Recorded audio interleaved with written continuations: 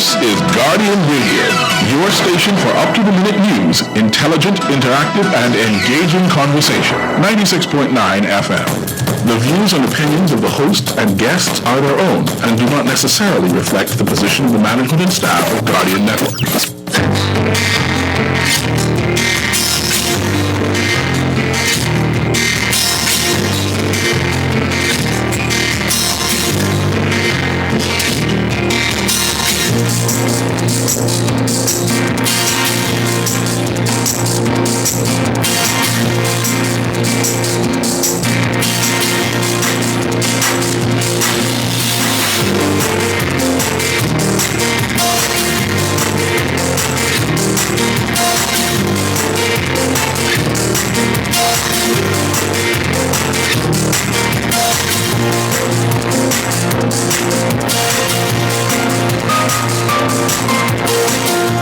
Good morning. Government clarifying some amendments to the latest emergency powers order. The Attorney General lashing out at the U.S. for hogging vaccines. And with the start of the hurricane season just days away, we are talking with BPL about their hurricane readiness. It's all straight ahead this morning. I'm Dwight Strachan, and this is Morning Blend. Wake up today.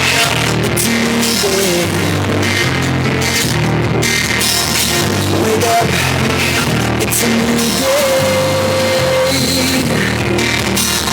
It's the start of a new way. You know that it's the start of the end of the old way. Wake up, it's a new day. Wake up, it's a new day.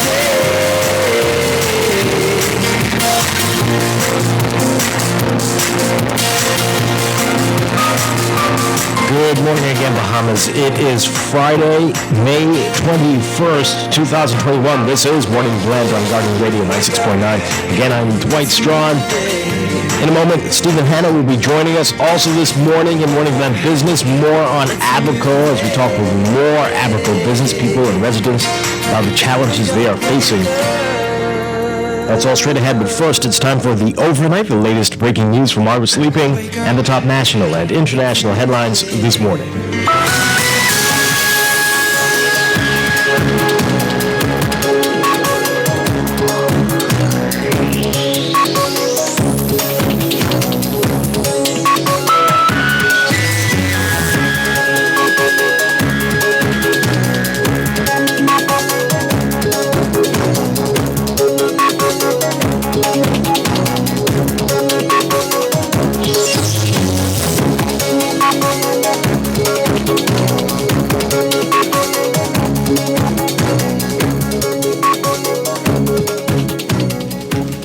Overnight, Attorney General Carl Bethel condemning the United States and other first world countries for hogging COVID-19 vaccines, calling it absolutely abhorrent and noting that it disproportionately affects brown and black people. Speaking in the Senate yesterday on debate on a resolution to extend the state of emergency to August 13th, Bethel saying that, quote, there is the same nationalism, crude nationalism, what they call vaccine nationalism, where all the major countries are hogging up the available vaccines. Only like 5% of the population of the less developed countries in the world have received vaccines, whereas every major country is now aiming at more than 50% of their population. It is absolutely abhorrent what is going on in the global community. Meanwhile, Health Minister Raymond Wells says the government is having very fruitful conversations with other countries about securing additional COVID-19 vaccines. He says conversations have taken place between the Bahamas and the United States on a consistent basis, and that they've spoken to other countries as well. When asked how those conversations are going, he said, quote, very fruitful. So far, the Bahamas has received 87,200 doses of the AstraZeneca vaccine, 20,000 of which were donated by the Indian government in March. The remaining doses were secured through the COVAX facility. PAHO, the Pan American Health Organization, says the Bahamas should receive an additional 33,600 doses through COVAX by early June. By then, the country would have secured 120,800 doses, enough to fully vaccinate about 60,400 people. was previously announced that Canada and Mexico will receive millions of doses of the AstraZeneca vaccine from the U.S. Last month, the White House announced that the U.S. will also share 60 million doses of the vaccine with other countries. Meanwhile, a senior official at the U.S. Department of State says that the U.S. is very aware of the acute need for COVID-19 vaccines in the Caribbean and Latin American countries.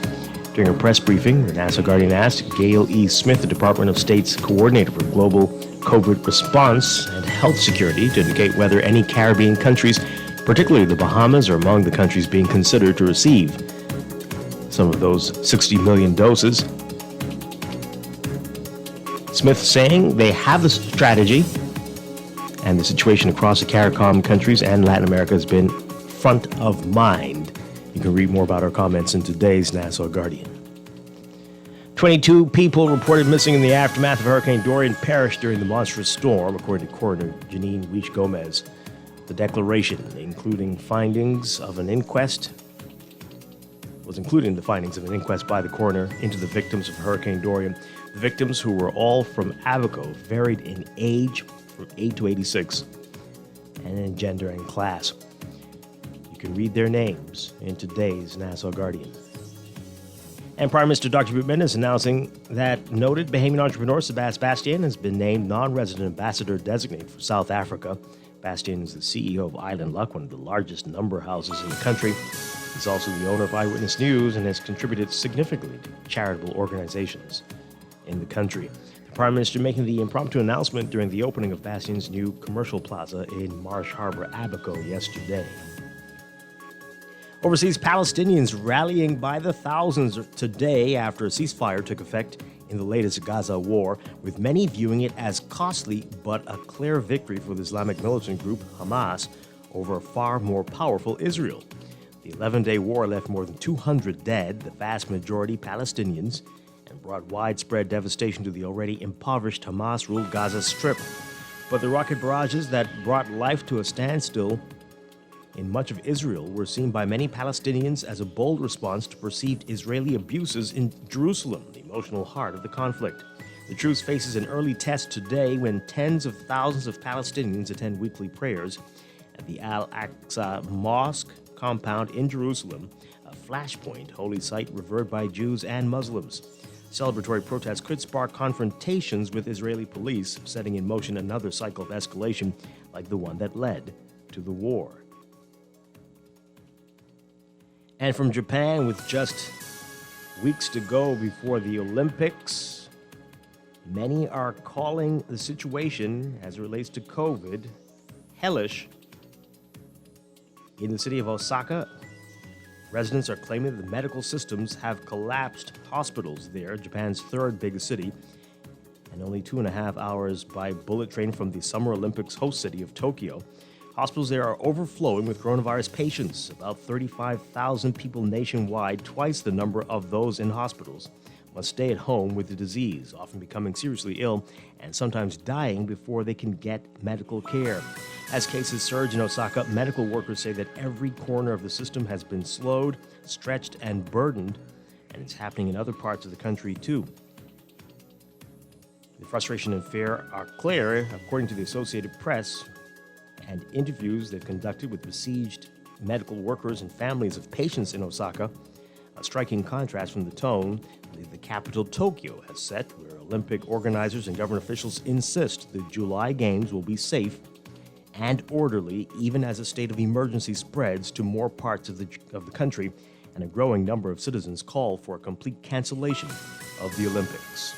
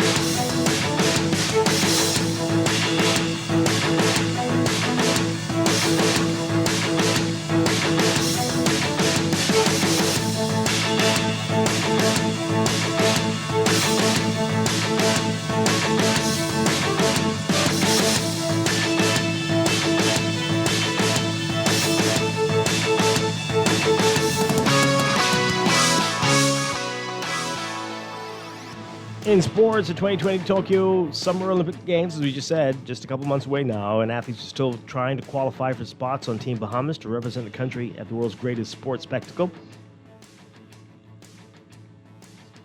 So far, Joanna Evans and Isaac Bastien are front runners. Joanna Evans qualifying, it appears, the two facing some challenges over the past few weeks, but you can read all about it in today's Guardian Sports section for more details. And from the NBA, after one loss back when the Washington Wizards were struggling through a coronavirus-disrupted, injury-depleted, and defense-optional stretch of the season that put them in 15 games below 500, Russell Westbrook gathering his teammates to speak his mind, according to Coach Brooks. Westbrook delivered a passionate, very direct talk that essentially amounted to, "We will not miss the postseason," and it seems that that one worked. Westbrook nearly produced a triple-double Thursday night. Bradley Beal scored 25 points, and the Wizards reached the NBA playoffs as the Eastern Conference's number 8 seed by overwhelming the Indiana Pacers 142-115 in the play-in round Thursday night. Washington led by as many as 38. And now faces Joel Embiid and the number 1 seed Philadelphia 76ers in the first round, marking quite a turnaround for Coach Brooks' crew, which was 17-32 before going on a 17-6 run over the regular season's last 6 weeks. That's sports, and that's the overnight. Time for your first look at weather.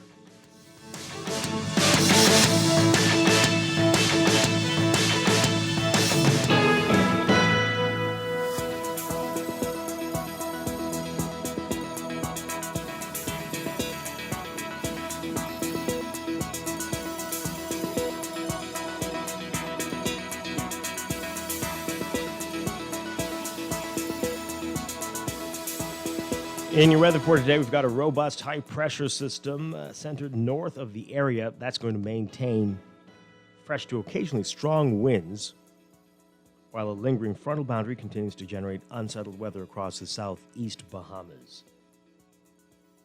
There are some warnings. Small craft operators are advised to remain in port again, while beachgoers should stay out of the water due to rough surf and dangerous rip currents. Boaters in the southeast Bahamas should remain alert for water spout activity. For all areas today, a forecast calls for variable cloudiness, warm and very windy conditions, scattered showers and isolated thunderstorms mainly across the southeast Bahamas through tonight. Again, small craft operators should remain in port. Winds northeast to east at 20 to 30 knots, seas 8 to 12 feet. Right now in Freeport, 69 degrees. Here in Nassau, 75 degrees. We're looking at highs getting up to 84 Fahrenheit, 29 Celsius.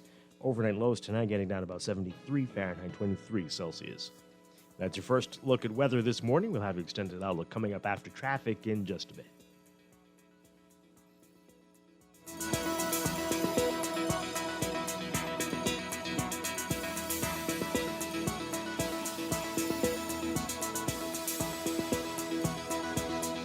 It's time for a break, but when we come back, we're discussing the day's top stories right here on Morning Blend on Guardian Radio 96.9, your home for fresh news and smart talk all day.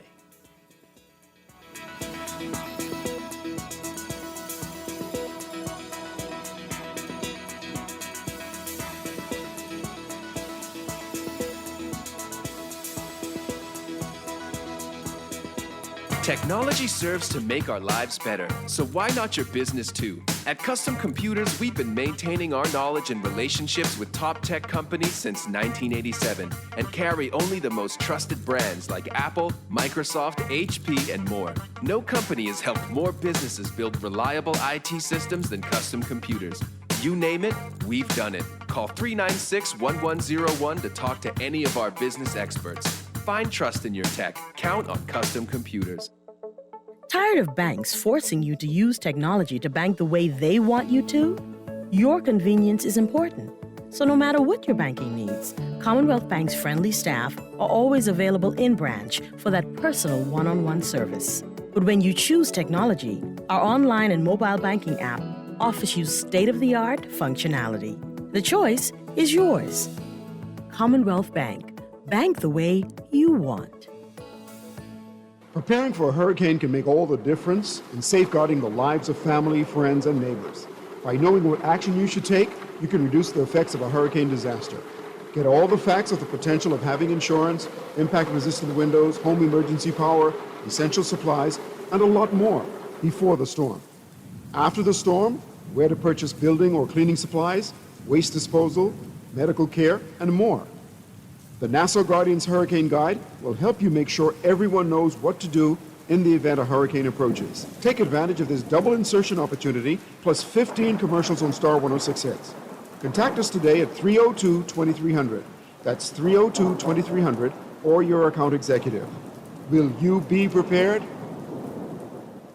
This is Guardian Radio, 96.9 FM. Fresh news, smart talk, all day. Wake up, it's a new day. Wake up, it's a new day. It's the start of a new way. You know that it's here. It's the start of the end of the old way. Wake up, it's a new day. Wake up, it's a new day.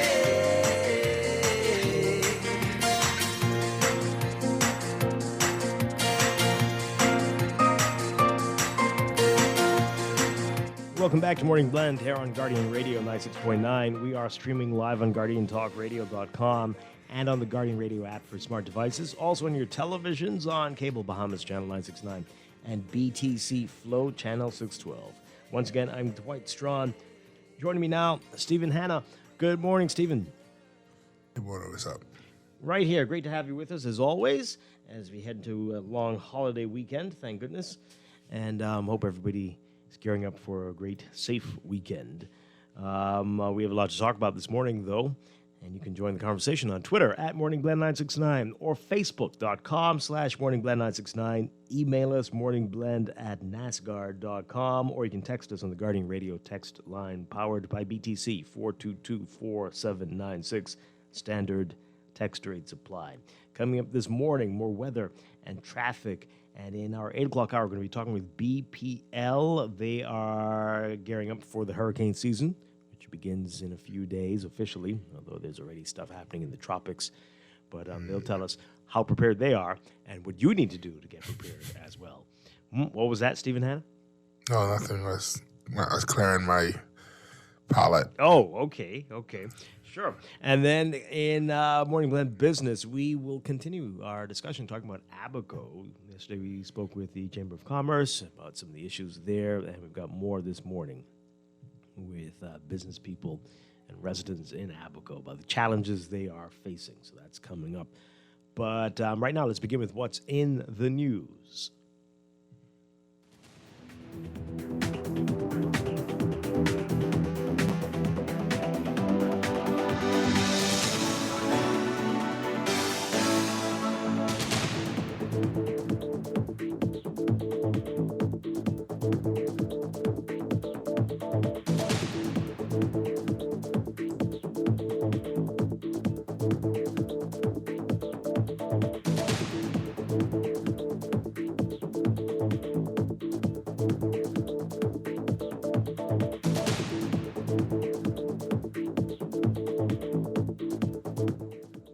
And in the news, quite a few stories in the newspaper today. You need to pick up a copy of the Nassau Guardian to read about this. We won't be able to get into all of it today, but definitely the follow-up to the coroner's inquest into the people who died during Hurricane Dorian, the declaration that was made there by the coroner that 22 people died during Dorian, and read more about that and their names, which we must never forget, being listed in that article today.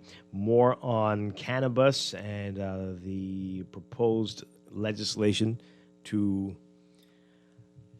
decriminalize certain portions of it and certain amounts, and what the medical marijuana legislation would look like, and more on that. That's been a hot topic. And the Attorney General lashing out at the U.S., accusing them of hogging vaccines. And the responses that we're hearing to that.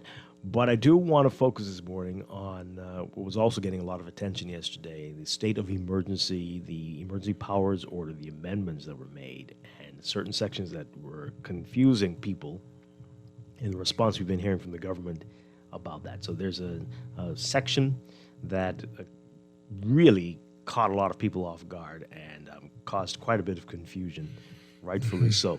I'm going to read that, and then we can read what the government issued late yesterday. Are we going to hear like royal music behind it when you read it, or just No, maybe just regular? Maybe circus music, but no. Let's see here. Okay, so amendment is two parts. Amendment of Order 46 of the Principal Order, right? Order 46 of the Principal Order is amended by the insertion immediately after paragraph 6 of the following new 6A. The occasional sale of prepared meals, commonly known as a cook-out, steak-out, or souse-out, shall be permitted, provided that A, the sale is conducted utilizing a drive-through or takeaway service, and B, no alcoholic beverages are offered for sale or otherwise. Okay. Then there's 4, Section 4, Amendment of Order 47 of the Principal Order. Order 47 of the Principal Order is amended by the deletion of paragraph 1 and substitution of the following. 1. The following are not permitted to operate or be held. A bar, indoor cinema, nightclub, and any cultural or entertainment facility. Got it. B, a regatta, festival, fair, play, performance art, and other cultural or entertainment event. C, a spa. And D, a craft or straw market vendor and a jet ski operator. These are very specific. Okay. And then there's a little more here. 5, revocation and... Okay, are you okay there, Stephen Hanna? Yeah. Oh, okay. I was wondering if you have to call somebody. Revocation and replacement of Order 54 of the Principal Order. Order 54 of the Principal Order is revoked and replaced as follows. 54, restaurants. 1, a restaurant may operate between the hours of 6 a.m. and 9 p.m. utilizing A, curbside pickup or delivery. B, drive-through. C, takeaway. D, outdoor dining. Or E, indoor dining, subject to paragraph 2. Paragraph 2 states a restaurant may operate utilizing indoor dining provided that all patrons dining inside are fully vaccinated and provide documentary evidence of such vaccination. 3, a restaurant permitted to operate under this order shall ensure that all employees and patrons adhere to the COVID-19 protocols. Okay. And then it gets into some specific stuff on the islands. But yeah. All right, so there's quite a bit in there that raised a lot of eyebrows yesterday and caused some confusion. People were like, wait, am I open? Am I closed? What's going on? And we saw some people issuing statements that they are done, at least for now. I think there was an announcement from Waterloo. I think they were saying that they have to close indefinitely. Yeah, 'cause it seems very complicated. And, I'll get to what let me read what the government said in response, a little bit later in the day, in response to this. It was late last night, actually, when they issued this statement. So, statement on the amendment to Emergency Powers Order. The Office of the Prime Minister wishes to note the following as it relates to the recently released Emergency Powers Order, COVID-19 Pandemic Management and Recovery Amendment Order 2021. Number 1, the amendment of Order 47 of the Principal Order applies to islands in the second schedule: New Providence, Rose Island, Paradise Island, Great Exuma, Little Exuma, Eleuthera, Harbor Island, and Abaco, excluding Green Turtle Key, Grand Key, Man-o-War Key, and Elbow Key. Number 2, the amendment of Order 47 reflects the deletion of cookouts, which are now permitted via takeout. The specific prohibited operations and activities listed under Order 47 were previously in place in the Principal Order. Number 3, notwithstanding this, specific facilities and businesses, including certain cinemas with prior permission to operate, may continue to operate. Okay. All right. So you see what's happening there. There are certain rules for certain people. Certain people can do it, but others can't. But that's a pretty wide net there. Not permitted to operate a bar, indoor cinema, nightclub, any cultural or entertainment facility, regardless of whether you are able or have been doing it, following the protocols. Yep. Regatta, festival, fair, play, performance art, and other cultural or entertainment event. Nope, not going to happen. Spa, nope. Craft or straw market, and a jet ski operator. Well, what's this now? Are you there? Wait, okay, he's telling me his power just went out. Give him a second. Okay, this is an interesting morning for that to happen. When we talk to our guests coming up. Okay, so let's get your views on that, folks. And, the first thing that came to my mind when I read this was, wait a minute now, aren't we're starting the home porting thing, and although we realized in the last few days that what I had been thinking was going to be possible with home porting, not going to be possible. It's not really about us. It's about certain people. And hey, that's the way we like it. But so all of the things we talked about, possibly giving people a taste of who we are, that's not supposed to happen at all. That's it. That's done. What's happening here? What's happening? We know the numbers are rising. Yesterday was terrible. 75 new cases for the day before. That was the dashboard released yesterday, showing that 60 plus, I believe it was, for New Providence alone in one day. Things are not good. The number of people and the deaths are coming. They were not this frequent, it seemed, before. They used to be sporadic, but now it's almost every day. So we are in a serious place. But what is this direction we should be heading with these restrictions? Let's talk about it. Let's get your views. Connecting with Stephen? Yep. Okay. 323-6232, 325-4316, 325-4259. Tweet us, Facebook us, text us, 422-4796. Let's get your views on all of this, folks. Let's take this call. Good morning, caller. You're on the air. Morning, Dwight. How you doing, buddy? Oh, we're right here. Good morning. What a day. Yeah. My perplexing question is simply this. Even though COVID-19 is taking lives, sadly that's happening, even though it is spreading apparently worse than the first two waves, sadly that is indeed happening. My question, Dwight, is, are the emergency orders just as bad or even worse? Is the cure in terms of these emergency orders not becoming as bad as or worse than the disease itself? I mean, I know we must have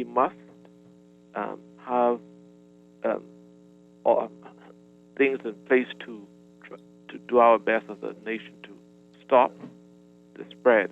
I support those the wearing of masks and social distancing, etc., etc. But do we have to actually close down the country and destroy businesses to do that? This is the question we've been asking for over a year, right? It did seem, some of this seemed to work last year, some of it. Yeah. Why it's not working now, although you have to question whether people were really obeying the protocols, were adhering to the protocols. There's been a lot of slackness. We know this. We've seen it. It's been bad. And so maybe the iron fist needs to be in place again. I'm just asking. I don't know. Well, I've heard of other countries that didn't even close down when COVID-19 hit last year, and they have COVID-19 under control. You sure? I've heard of it. I'm going to ask you. Yeah, I don't know. If you were aware of which countries over in Europe would have actually been under that type of a regime, not closed down, but yet keeping their outbreak under control. Because I've heard. I know some people started off like that, and they came to regret that. Okay. But I don't know if that has been the case. See, right now I'm confused. So let me make it very clear. I am confused. I don't know right now what's going on. And so please, Dwight, I'm honestly, as a Bahamian who loves this country, who want to see the honest and the right thing being done, to advance this country and to get out of this mess we're in.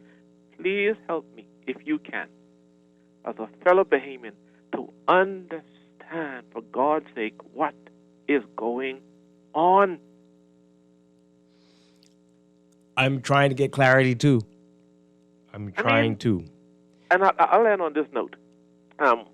Somebody challenged, I think it may have been Brave Davis in the House of Assembly on Monday, challenged the Prime Minister in respect to the government's positioning being that the competent authority is made up of only one person, shall be the Prime Minister, words to that effect. The Prime Minister is a singular term. Of course, the Prime Minister was saying that he essentially he answers to Cabinet, or he works with Cabinet. He was endeavoring to say he does not operate in his capacity as competent authority in a vacuum without the involvement of Cabinet.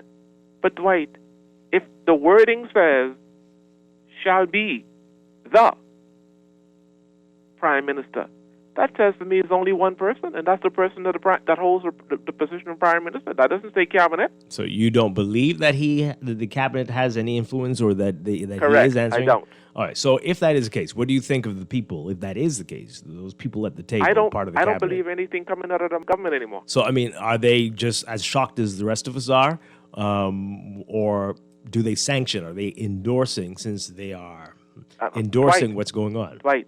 God knows, bro. I don't know anymore. See, here's the thing. This is I'm the confused. honorable cabinet, right? If they have a problem, they need to resign, or they need to do something about him, right? And they have the power to do that. So them being there shows me that they endorse what's going on. Whether directly or indirectly, you're right. They are nonetheless seeing as very obvious as endorsing the Prime Minister's whatever he's. Dwight, this country right now is getting more and more confused. Businesses are being destroyed, and I don't know. Why aren't gyms allowed to stay open when they are some of the most health conscious of businesses in this country? Is gyms mentioned in this? I don't think. No, spas. Spas is mentioned. Spas, yeah. But does not gyms fall under that? I don't think so. They would. Okay, they well, would say I stand to be correct, but I know that was certainly the cry when the gyms were being affected in the second wave, first and second waves. But I'm confused. Why? I am honest to God, I'm confused. I don't know which way to think anymore. Is the government going up or down, back or forward, in or out, here or there? Yeah. Where are they? Yeah. Because if the country is confused, you know they got to be confused. Well, Thank you, man. Thanks a lot. And once again, this alcohol issue keeps every time. They really have an issue with alcohol. What's that all about? I mean, so if you can't. No bars, no, I can't. Okay. Explain it. Make it make sense. Please, Stephen, you're back. Your power's still off? Mm-hmm. Yes, my power is still off. You see, I do not rely on conventional power, as this is something that happens often. So a while back, like a year ago, I purchased myself a solar battery that can power me for like 24 hours. I also have a giant solar panel it's portable. I can unfold and refold it, put it back inside, because the power provider in my nation is not the most reliable. But I'm sure they have plans this hurricane season, Which we'll hear about.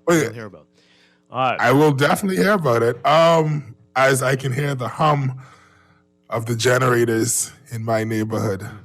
But with that said, you know the reason why alcohol is not being permitted, because the person who wrote the rule doesn't live the same life as the people who the rule is made for. So because the king is a teetotaler, that's how you say it, we all... Okay, well, there you go. The emperor has proclaimed it so. Hey, let's take some more calls. Wow, let's take some more calls. Caller, good morning. You're on the air. Good morning, Dwight. Good morning, Stephen. Hi. Yeah, Stephen, I see beef didn't allow you to be great this morning, eh? Sounds like Stephen's allowing himself to be great. You see all those things he has? He needs to teach us, show us the way. Oh, great Stephen. I believe what's going on. I mean, we could just go back a few months ago to the holiday break, right? And 2 weeks after, we saw the explosion in numbers. So if we're having a steady rise now, you can imagine 2 weeks from now, the holiday coming up on Monday. Mm-hmm. I think they're trying to avoid another explosion of COVID-19 cases. So do you think this is a temporary thing and it won't go on till August, but just No, I don't. to cover the holidays? I think they'll suspend it after the holiday. Well, we got another one coming up. We got Labor Day coming up. We've got Yeah. Independence Day coming up. Yep. I So think they're gonna keep doing. They're gonna keep doing it until the special is made. Straight through For example, Emancipation Day. You just read a report from Japan, right? And they've seen an explosion in Osaka. But if we go back to India, right, and their massive explosion, the reasons behind that is because of the mass gatherings that are allowed in the aftermath, like, for example, cultural festivals, etc. So I think they're trying to be proactive. I don't now. Do we, the population, agree with that? Probably not. Right? Because I got about, prior to the emergency order that came out yesterday, in the early months, I got invites to about at least 5 events. Oh my! That's supposed to go on this weekend. Do you know if they're still going to happen? Do they fit into this category? Are they going to be? I don't know. I got no report that they were canceled. So They could be cultural gatherings. Cultural gathering. What is cultural gathering? Well, yeah. Right, so what is a cultural gathering? They need to. I got no cancel notice, so I'm guessing they're still on. Hopefully, the COVID police can be able to enforce, which I have no faith in that. They can't be everywhere at one time. But yeah, I think they're being proactive. But Okay. population probably isn't feeling that right now. Yeah. Wow. All right. Thank you very much. Yeah. Is that what it is? Holiday coming up, and they need to do this. I'm sure people had some big plans. It's hot, and people, might have been planning to Go to the beach. go crazy this weekend. I mean, I understand the concern, but it's like at the same time, there must be a way, like a compromise, a middle ground, right? And it can't. This all goes back to the origin, like the point that I always complain about when it comes to this whole entire situation with the emergency orders, where it's like some of this stuff, fine, we still need it in place, but when you have this unfettered power to just make a random decision in the middle of the night, and then you don't have to consult with anybody, because even though, just like the caller said, that's just the language of the document. It doesn't mean that he sat down with anybody and was like, oh, this, because I promise you, had he sat down with somebody, he probably would have been like, oh no, we should close gyms, right? But luckily, gyms usually close on the holiday anyway, right? And so it's like, the unfettered power, the unchecked, whatever power you want to call it, is going to cause stuff like this to continue to happen, where it's like a person who doesn't have a 9-to-5 job will say, oh, people don't need a holiday. They just need to stay home and in their house. But those people were working all the way up until now. Holidays are necessary to prevent like a buildup of frustration within a country or a community. So it's like without holidays or without these cultural expressions, as they've so called, that are being banned, you're going to have more and more disagreement, more and more people feeling unease and more friction among the community. So it's like it's important to not cancel it, but to figure a way that these things can go on in a safe, manageable means and not virtually. All right, we've got some more calls coming in. Let's take these. Good morning, caller. You're on the air. Godly day to the Strachan voice along with you and Stephen. Nice energy. Morning. Thinking, Stephen. Dwight. Hi. Hello? Yes. Good morning. Morning. Are you doing well? Doing well. Wonderful.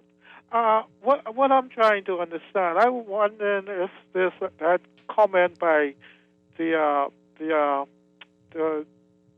Attorney General was appropriate, because the thing is, from the beginning, we're supposed to be buying our vaccine. You see what I'm saying? We're not supposed to go around begging. I don't think his comment was appropriate.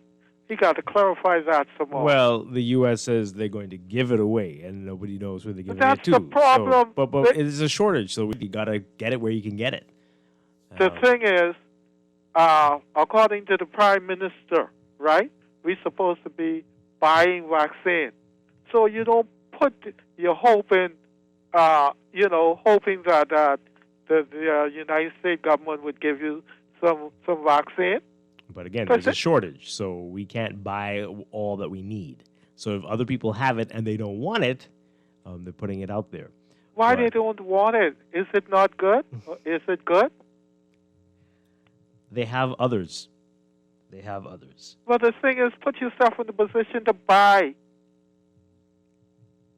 Thank you. Okay. All right. Boy. Let's take this call. Good morning, caller. You're on there. Hi, good morning. We hear something. What's going on? Are you there? No? Okay, let's read some text messages. We'll get back to the calls in a bit. All right, a lot of you have a lot to say about all of this. Someone says, this is why we need laws passed in Parliament. You can't run a business if Minutes wakes up one day on a law would prevent this short notice. You think so? I don't know. I don't understand. Is the problem that the taxer thinks it should be short notice? The thing is too short, but I mean, they could just call a session of the House and do it. It's still going to be short notice. We just think it's arbitrary no matter what, whether it's an emergency order or a law. Why? What's the explanation for it? Yes, the numbers are going up, but some of these are very specific. What's happening? You can trace this back to this. You know for a fact that cultural events have been causing this. Is it because people get too close together? Let's break it down. And it does seem interesting, the timing, and of course, what's supposed to be happening next month with the start of the home porting, with these cruise ships going to be here. There are going to be some of them. We're hoping tourists are going to be overnighting. So the cultural events that would have been great for them to experience, that can't happen. So the town is complete lockdown again, and we've got all these people waiting to board cruises and nothing to do. No bars, nothing. Okay. Well, there we go. It's the ambience they came for. Yeah, right? Well, they're in a different area code. Welcome. They came for dirty, filthy downtown Bay Street. That's what it is. And I challenge anyone from the Ministry of Tourism to tell me otherwise. All right? It's like there has to be something more. But you know what? That's one point. And your point is valid, Dwight. But there are times where we got to do the right thing for us. Yes, that too. I mean, that would have been. Not that too. That would have been for us, though. That would have been for us because that's what we can present our culture, our food, our experience to more people. But now we're being shut out of that too. I understand that, but here's the thing: even if we didn't have home porting, at the end of a year of this, right? And I was saying this. This conversation 8 months in, it's like at this point, there must be a plan forward, all right? Assuming that there was no vaccine, this is before the vaccine, all right? We must have a plan forward. We cannot just say, all right, we just keep on shutting things down. We just keep on contracting every time something bad happens or whatever, because that's not sustainable, all right? Either you're going to have every time it open up, people say, you know what? I can't take this no more, and try to get out of the country, or people are going to just start disregarding it because they cannot flee the country. They're just going to be like, hey, they can't arrest all us. Fox Hill ain't that big. And then everybody just start walking the streets, roaming the streets, and occasionally you'll see it where every couple of weeks, every couple of months, you'll be like, wait, isn't curfew in like 30 minutes? Why are people just arriving to this club? Right. Because it's like the frustration that is building up. If 8 hours out of the day, and it takes me an hour to get to work, an hour to leave work, that's 10 hours. Yeah. That's half of the day. And if I have to sleep for 8 hours, That's 18 hours. So you literally telling me 18 hours of my day already gone, but I'm going to lose an additional 8 hours because you tell me of this thing that you don't have a plan for all this time. And so now people just getting frustrated and they say, you know what, don't worry about the math. We can just let the dice roll. We can do whatever and whatever buck up go. Yeah, well, that's where we at. Yeah. Some more messages here. A lot of people asking about this jet ski order. This is interesting. Dwight, if jet skis were already prohibited from operating for over a year now, why are they issuing this order for them? This is because the Port Department is allowing unlicensed operators to operate for a number of months. And why are boats still allowed to operate? Something is wrong there. Okay, well, that's interesting. Because lived realities of the persons who are making the orders versus the persons who the orders are for are extremely different. Ain't nobody inside the House of Assembly is a jet ski operator. Well, how you know that? Ain't none of them been a jet ski operator. Ain't none of them related to no jet ski operators. Don't say that. But they just don't. They are not related to the jet ski operator. Now they might own a jet ski, but they don't use it. They use it in their Olympic-sized swimming pool. But that's about it. But this is a good question here. Another text. Please explain how jet skis spread COVID. Isn't it operated outdoors in the open waterfront? And generally only one, supposed to be one, no more than two on the jet ski at a time. That is an interesting point. Another text here. Do I need to repeat myself? Yeah. No, you don't. This person says here, absolutely no bars are to open or just the go inside and sit down bars. That's good. Yeah, that's a good question. Yeah, that is a very good question. If you can't go inside, that's a liquor store, right? That's a drive-through liquor store. That's not a bar. You could have an outdoor bar. That is a good question. That is a very good question. Well, let's see who's brave enough to test it. I mean, you could always say you're a restaurant and serving food. But then you can't serve liquor. What? I thought it said you can't serve liquor. No, it's the cookouts that can't. And see, once again, that is your interpretation of it. No, it doesn't say anything about restaurants. But it doesn't say that it has to be a drive-through, some sort of situation. Like the parts that were highlighted. Okay, a restaurant may operate between the hours of 6 a.m. and 9 p.m. utilizing curbside pickup or delivery, drive-through, takeaway, outdoor dining, or indoor dining, subject to paragraph 2, which involves vaccinated people. So, yeah, you could have outdoor dining as a restaurant. Yeah. So basically, everybody just could go to the restaurant on Monday for music and dancing then. Well, as long as it doesn't appear to be a cultural event. So we are allowed to only not play Bahamian music on a Bahamian holiday. Cool. I just want to understand. I want to understand it fully so that whenever somebody's doing something, I could be. I mean, listen, me personally, I could be home watching TV. Because whatever, right? But for all the people who will be out there, I just want them to know what the right thing is to say when the COVID-19 enforcement officers pull up and they're like, this looks like a cultural event. And they're like, no. This has nothing to do with culture. We're listening to Swedish yoga music or yodelers or something. Like, just do not play any Bahamian music. Classical. That'll be.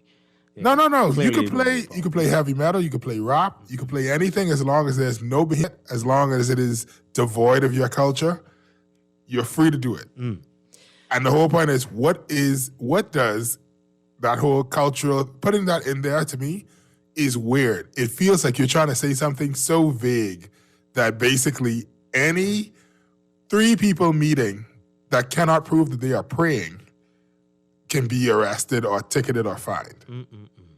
That's what it feels like. Here's a text here. What's spas? Okay, wait now. What are you saying here? Anyway, what's the point of the spas? They have health protocols. They follow and they take appointments just like hair salons and nail salons. Why?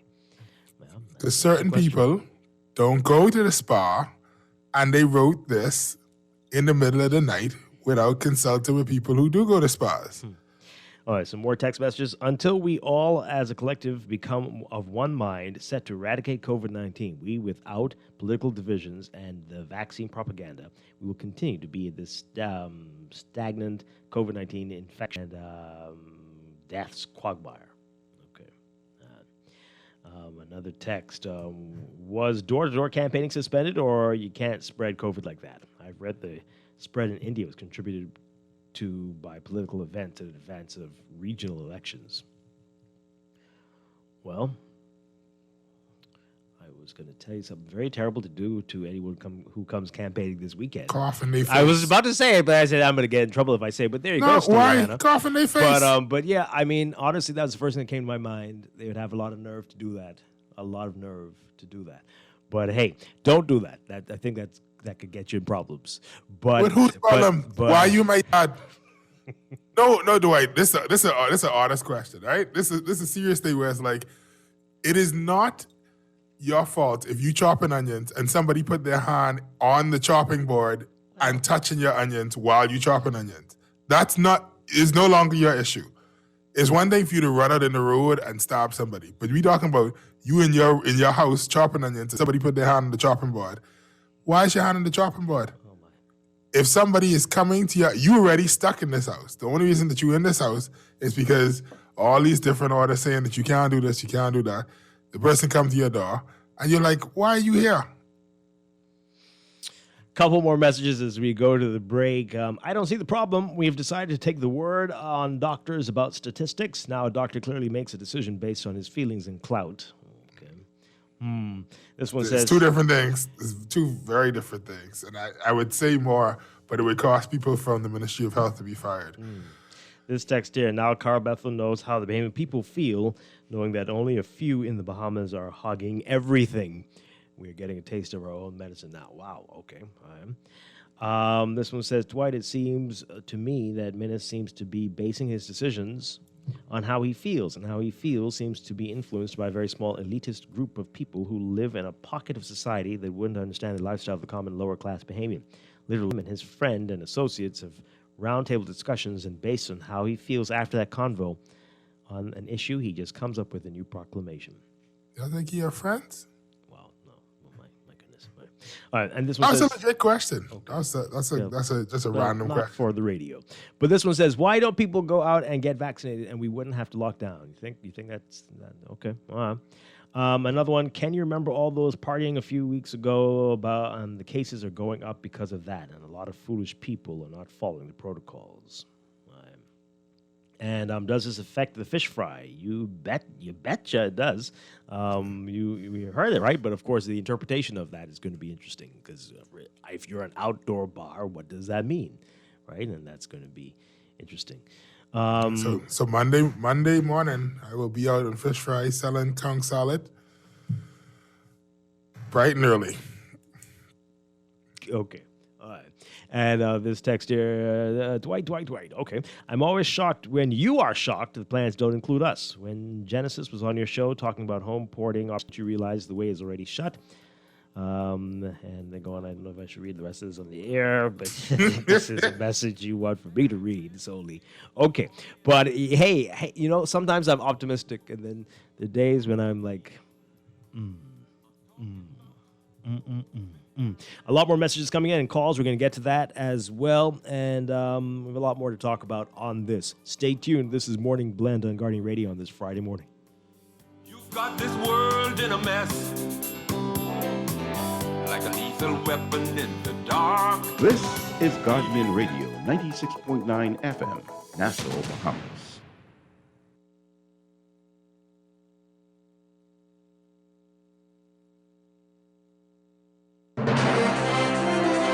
This is AP News. I'm Rita Foley.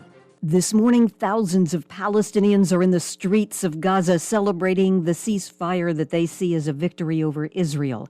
The ceasefire between Israel and Hamas is holding, though moments ago, Israeli Prime Minister Netanyahu warned Hamas against any rocket fire, saying Israel would respond to that with a new level of force. Our Joseph Krause is in Jerusalem on the ceasefire. A ceasefire took effect early on Friday after 11 days of heavy fighting between Israel and the Islamic militant group Hamas, which rules Gaza. The ceasefire seems to have stopped both the Palestinian rocket attacks and Israeli airstrikes. Things have been quiet since it took effect at 2 a.m. It's afternoon now in Gaza. President Biden is welcoming the ceasefire. I believe the Palestinians and Israelis equally deserve to live safely and securely and to enjoy equal measures of freedom, prosperity, and democracy. Have we turned the corner on COVID? There are fewer deaths and the number of infections is down to the lowest level since last June. But there's debate about who's supposed to wear a face mask and when. Here's our Jackie Quinn. The supermarket chain Kroger becomes the latest to announce that it's no longer requiring customers or workers to wear face masks in states where mandates have been lifted. Some workers have been posting concerns they still could catch the coronavirus from unvaccinated customers or co-workers. The CDC says only people who are fully vaccinated should dump the masks, and they can do that in most circumstances, indoors and out, says the CDC. Nearly 1/3 of federal correctional officer jobs in this country are vacant, forcing prisons to use cooks, teachers, nurses, and other workers to guard inmates. This is AP News. CNN says the Trump Justice Department seized a reporter's records. Here's our Mike Gracia. The Justice Department under the Trump administration secretly obtained phone records covering a period between June 1st and June 31st, 2017 of CNN Pentagon correspondent Barbara Starr, according to CNN. The Justice Department confirms the records were formally sought last year. CNN President Jeff Zucker said in a statement, CNN strongly condemns the secret collection of any aspect of a journalist's correspondence, which is clearly protected by the First Amendment. The revelation Washington Post disclosed that last year, the Justice Department seized phone records belonging to 3 current and former Post journalists. Mike Gracia, Washington. The number of Americans applying for unemployment is down to a new pandemic low. That's according to the Labor Department. Jobless claims have dropped in 5 of the past 6 weeks, a sign the economy is strengthening. I'm Rita Foley, AP News.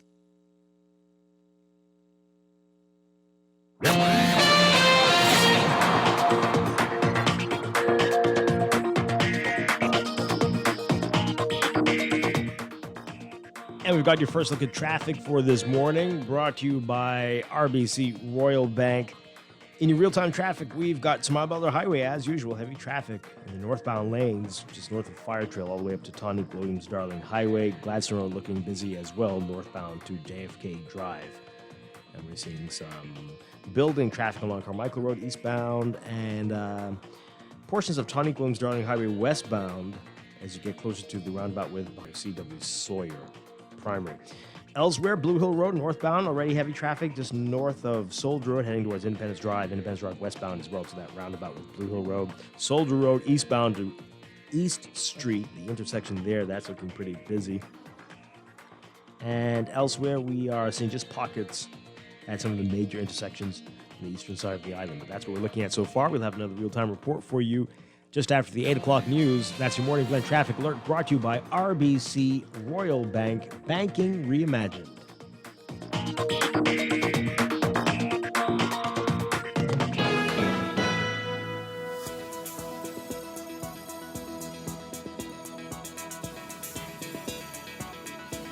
Got another check of your weather for today. We've got a robust high-pressure system centered north of the area that will maintain fresh, occasionally strong winds, while a lingering frontal boundary will generate unsettled weather across the southeast Bahamas. Small craft operators are advised to remain in port. Beachgoers should stay out of the water due to rough surf and dangers in the southeast Bahamas should remain alert for possible water spouts. For all areas today, your forecast calls for variable cloudiness, warm and very windy conditions with scattered showers and isolated thunderstorms mainly across the southeast Bahamas through tonight. Again, small craft operators being advised to remain in port. High temperatures today getting up to around 84 Fahrenheit, 29 Celsius. Overnight lows tonight getting down to 73 Fahrenheit, 23 Celsius. The extended outlook as we head into the holiday weekend. High pressure will remain the dominant weather feature, maintaining brisk winds that will support hazardous marine conditions across the area throughout the weekend. So for Saturday, variable cloudiness, warm and very windy conditions with a few scattered showers. And for Sunday, Whit-Sunday, look for partly cloudy and warm conditions, but a bit breezy across the southeast Bahamas with a chance of a few passing showers. Not quite tropical, or at least Atlantic hurricane season yet, but we are seeing some activity in the tropics. Two areas, actually, we're watching. A non-tropical low-pressure area located about 500 miles northeast of Bermuda. It has about an 80% chance now for formation through the next 5 days. Could become Ana. We're watching that, but not going to be a threat to us. Then there's a disorganized area of unsettled weather over the western Gulf of Mexico. That's associated with the surface trough of low pressure. Regardless of development, the system could produce heavy rainfall over portions of southeastern Texas and southwestern Louisiana by today and through the weekend. The system has a low chance, though, about 20% chance for formation through the next 5 days. Again, none of these systems pose a threat to the Bahamas at this time. But that is your morning blend weather check, brought to you by Rev Cable Bahamas. Basketball fans, you've got to sign up or upgrade to Rev Trio, and you could receive NBA League Pass absolutely free as we enter the playoffs. You definitely want to be doing this. Call 601-8992 or email trio@cablebahamas.com to sign up. Rev, you and us together.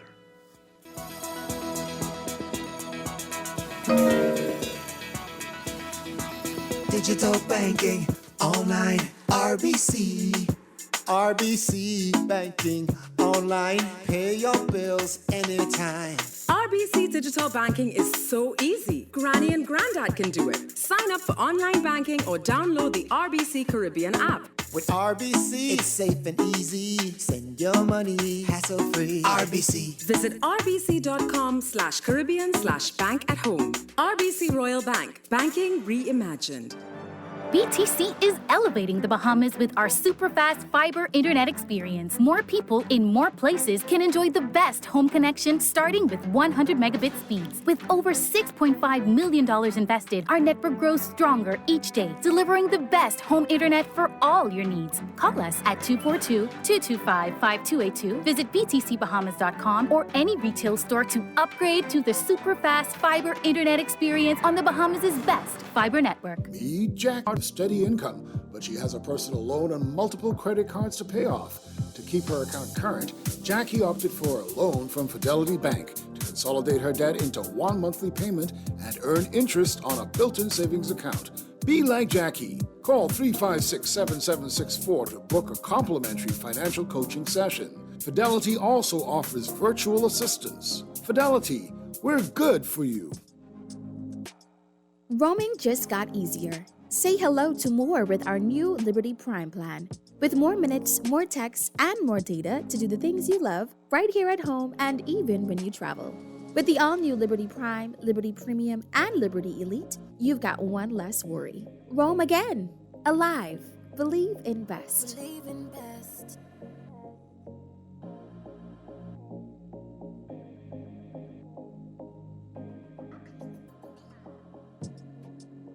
Go cashless with CIBC First Caribbean. Sign up for your CIBC First Caribbean Visa debit card. You pay no sign-up fee, no annual fee, and no interest.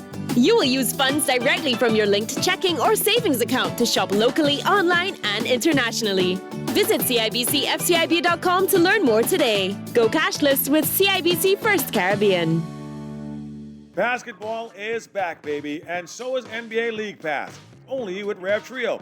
Sign up for Rev Trio today and enjoy NBA League Pass absolutely free, along with incredible prizes including a brand new 50-inch smart TV, NBA gear, and more. With tons of prizes and gear, signing up for Trio is the best on and off-court move this year. Just call 601-8992 or visit www.rev.bs/promotions/trio. Sign up for Rev Trio today and enjoy NBA League Pass absolutely free. This is Guardian Radio 96.9 FM. Fresh news, smart talk, all day. Prisoner, prisoner, locked up, can't get you off my mind, Lord knows I tried a million times, oh, why can't me go? Strung out on a feeling, my hands are tied, your face on my ceiling, I fantasize, oh, I can't control it, I can't.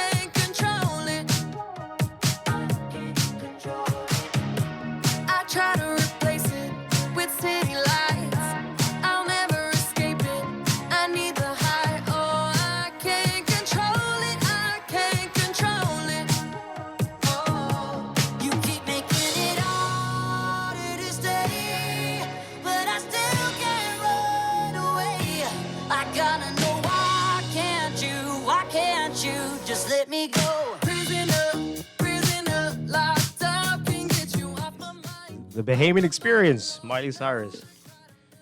Oh, boy. Welcome back to Morning Blend here on Guardian Radio 96.9. Dwight, Strachan, and Stephen Hanna. We are talking about the emergency orders and the restrictions that are in place. Somebody says that the text is saying they don't think these are going to be in though. But say that, you know, we just, the numbers are scary for about a week or two. Let's see this. Why they got to explain it to you, Dwight? Well, I mean, how long is this going to go on for? People need to know that. Is this till Until August? they are ready to not let it happen. Oh, okay. And if they need to do it on Election Day, they'll do it on Election Day. And if they need to do it, well, you know, Independence Day isn't happening. So that's money in a hole. So that's definitely not going to happen. So it will continue to happen until they see no more need for it. Because it's the same way where the persons will look at the inner city community and say, those people, remember when there was like, oh, those people need to be on lockdown and curfew and they shouldn't be allowed to leave their homes after a certain hour because X, Y, and Z. Because because the people saying it did not live in those communities, and they're like the only way to deal with this is to say these wild and crazy things. Wow, it's the same principle. The only difference is it's a bigger community that they look at and they say, oh, all of y'all Bahamians, I almost said a different word. All of y'all Bahamians. Y'all don't know how to act. All of y'all deserve to just stay inside y'all house. I live on beachfront property, so I'll still be at the beach anyway. But y'all need to stay away from cultural gatherings and all this stuff because it's clearly that's the problem with y'all. Here's a text. At least he didn't close the beaches down. Well, sure, but again, you can't have your little party on the beach, and you can't have anything looking like a cultural experience on the beach. So whatever that is. So it's like it's such a vague term, Dwight, that it doesn't make any sense.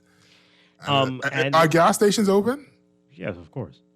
Okay. Of course. There's no of course. You're right. There's no of course. You gotta make sure. It could be one day, it could be, oh no, gasoline. Because Monday morning, the last thing you want to do is you only have $10 worth of gas. You drive all the way out west. Don't say it because people will say, "Oh, I heard on the radio." No, so don't. Yeah, but they're open. They're open.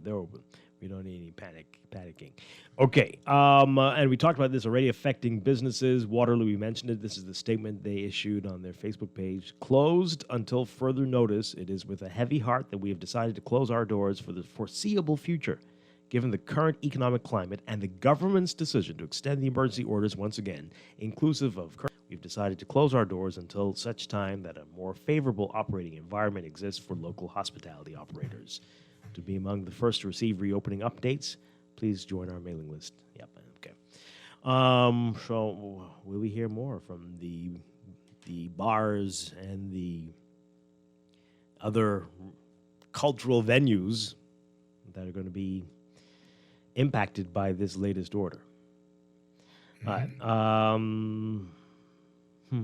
Well, it's unfortunate that people are thinking like this. Somebody says it seems like it'll be only black cultural gatherings. Yikes. Well, who culture you thought they meant? They don't mean the culture that they trying to become a part of. They mean the culture that you a part of.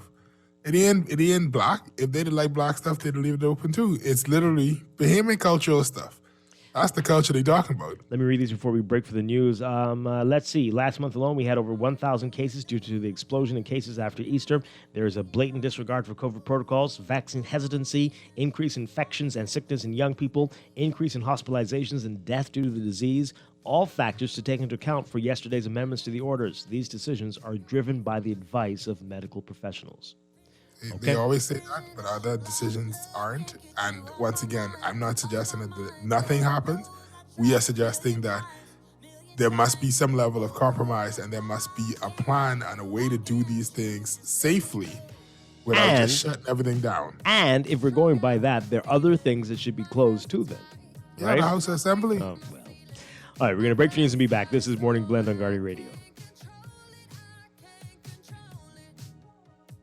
This is Guardian Radio 96.9 FM, Nassau, Bahamas. Friday, May 21st, 2021. and you're listening to the Guardian News Network Morning Report. Hello, everyone. I'm Charlene Ferguson. Thanks for tuning in. Topping the news, Coroner Janine Weech Gomez has declared that 22 people reported missing following Hurricane Dorian did indeed perish during that storm. That was among the findings of an inquest into the deaths of those Abacos to 86 and who were all positively identified during that inquest, some by prior DNA testing. The coroner concluded that many of them likely died from drowning, with the manner of death listed as either perished during the storm or while sheltering from the storm. The coroner included 6 recommendations in her findings, among them the need to establish a missing persons call center, create a national forensic morgue separate from that at PMH, as well as a national mortuary unit which can be transported by sea to any island or key where mass fatalities may occur. There was also the recommendation that more mental health support be provided to staff, volunteers, and families of victims following such tragic events. The coroner noted that current climate and meteorological literature points toward an increased risk of weather-related disasters in the future, so she advised more steps should be taken to ensure we are better prepared, with the goal being to show respect for the dead as well as compassion for the living. The official death toll from that Category 5 storm is said to be 74. Weighing in on proposed marijuana legislation that would decriminalize small amounts of the drug and make medicinal pot available to Bahamians with a prescription, Jared Higgs has that. Government has drafted an amendment to the Dangerous Drugs Act which would decriminalize possession of up to 2 ounces of marijuana. The proposed amendments would also ban cannabis use in all public places. Alcohol one time ago was illegal and they legalized that. So what's wrong with legalizing marijuana? Medical cannabis draft legislation would allow those under the age of 21 to use prescribed medicinal cannabis if granted consent by a parent or legal guardian. Part of the legislation reads, the parent or guardian of a patient who is a young person must obtain a certificate in writing from a medical practitioner certifying that the use of medicinal cannabis is necessary in the case of that young person and consent in writing to the use by that patient of medicinal cannabis. If it's going to help you from a medical standpoint, then yes. Visitors with a medical marijuana prescription or a valid permit would also be allowed to purchase and possess medicinal cannabis in the Bahamas. Legalize the thing. Legalize the thing. Yeah, proper thing. The permit would be issued by the Minister of Health once an application is made and the relevant fees are paid. A government-appointed commission previously recommended that cannabis be decriminalized and legalized for medicinal purposes. Now, all around the world, countries have been changing their laws and shifting the direction when it comes to cannabis. But of course, not everybody thinks marijuana should be legal for medical reason. I feel happy about it. It's for medical reason. I feel as though it should be legalized for the good purpose of one health. But other than medical purposes, I don't agree. I don't support it. Because it's going to lead to more devastating things and more problems. That the mind can tell you, go do this, whereas if you have a clear mind, you might think more positively. The legislation sets up the framework for the establishment of an authority that would have power to issue 6 types of licenses for cultivating, importing, exporting, manufacturing, research, and transport. Doing any of those things without a license would be a criminal offense. Reporting for the Guardian News Network, I'm Jared Higgs. Another 8 COVID-19 cases were confirmed on Cat Island Wednesday. Now 27 cases there since that island began experiencing a disturbing spike in infections this week.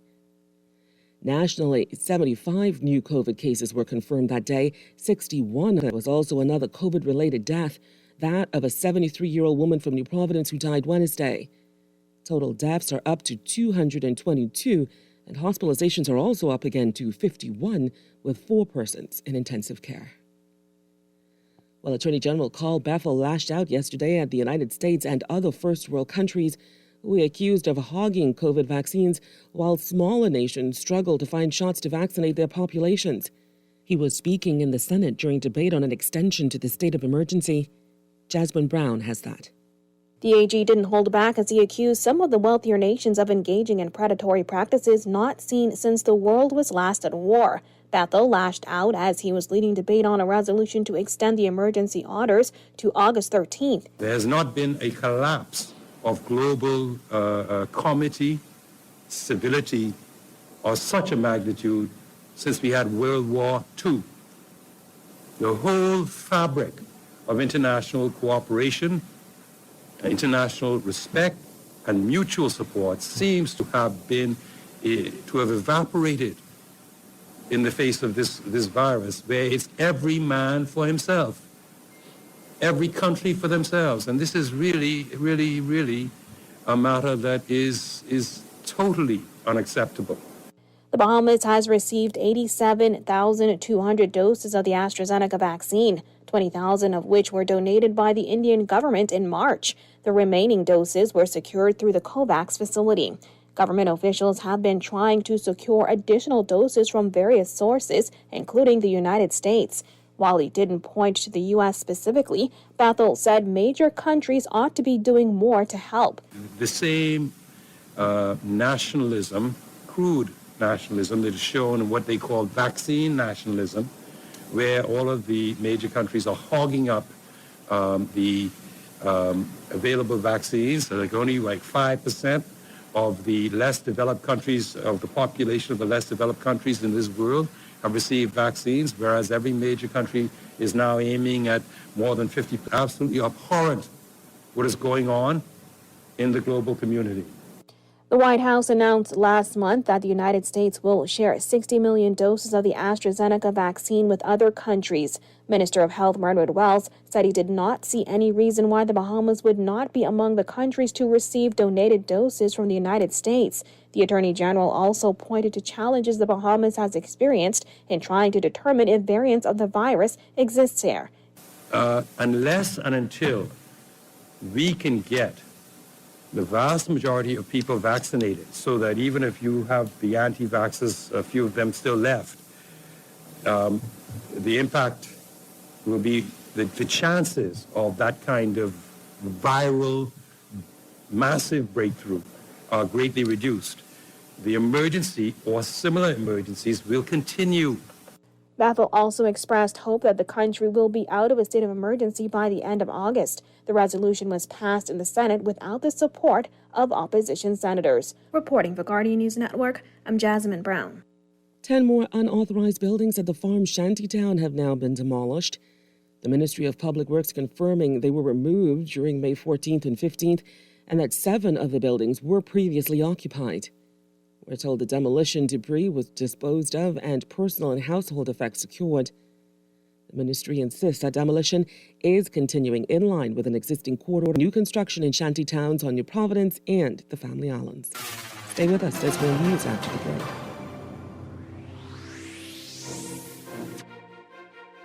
Apex Award Signs and Engraving is excited about this summer's graduation. Celebrate your graduates with high-quality custom graduation signs available at great low prices. Need custom printing on apparel, promotional merchandise printing, or photo imaging services? No problem. You can get personalized diploma covers, plaques, plates, albums, clocks, pens, pencils, and so much more. Say congratulations to the class of 2021 with signs, hanging banners, and expressing appreciation on social media. Celebrate 2021 graduates with your own custom yard sign, banner, or poster from Apex Award Signs and Engraving, number 128 Mount Royal Avenue, or on Wilton Street, a block north of McCarthy's Pharmacy. Open weekdays 9 a.m. to 5 p.m. and Saturdays 9 to 1. How the exercise going? Not too good. What happened? Well, you know Mr. Junior make me one treadmill. Make? You know how he like tinker. Anyhow, he built this treadmill and he hook it up to one of them clothesline, which you could spin. You know the kind what I mean? You mean the one would look like the upside down umbrella? That's the one. He figure that since I was working out, I just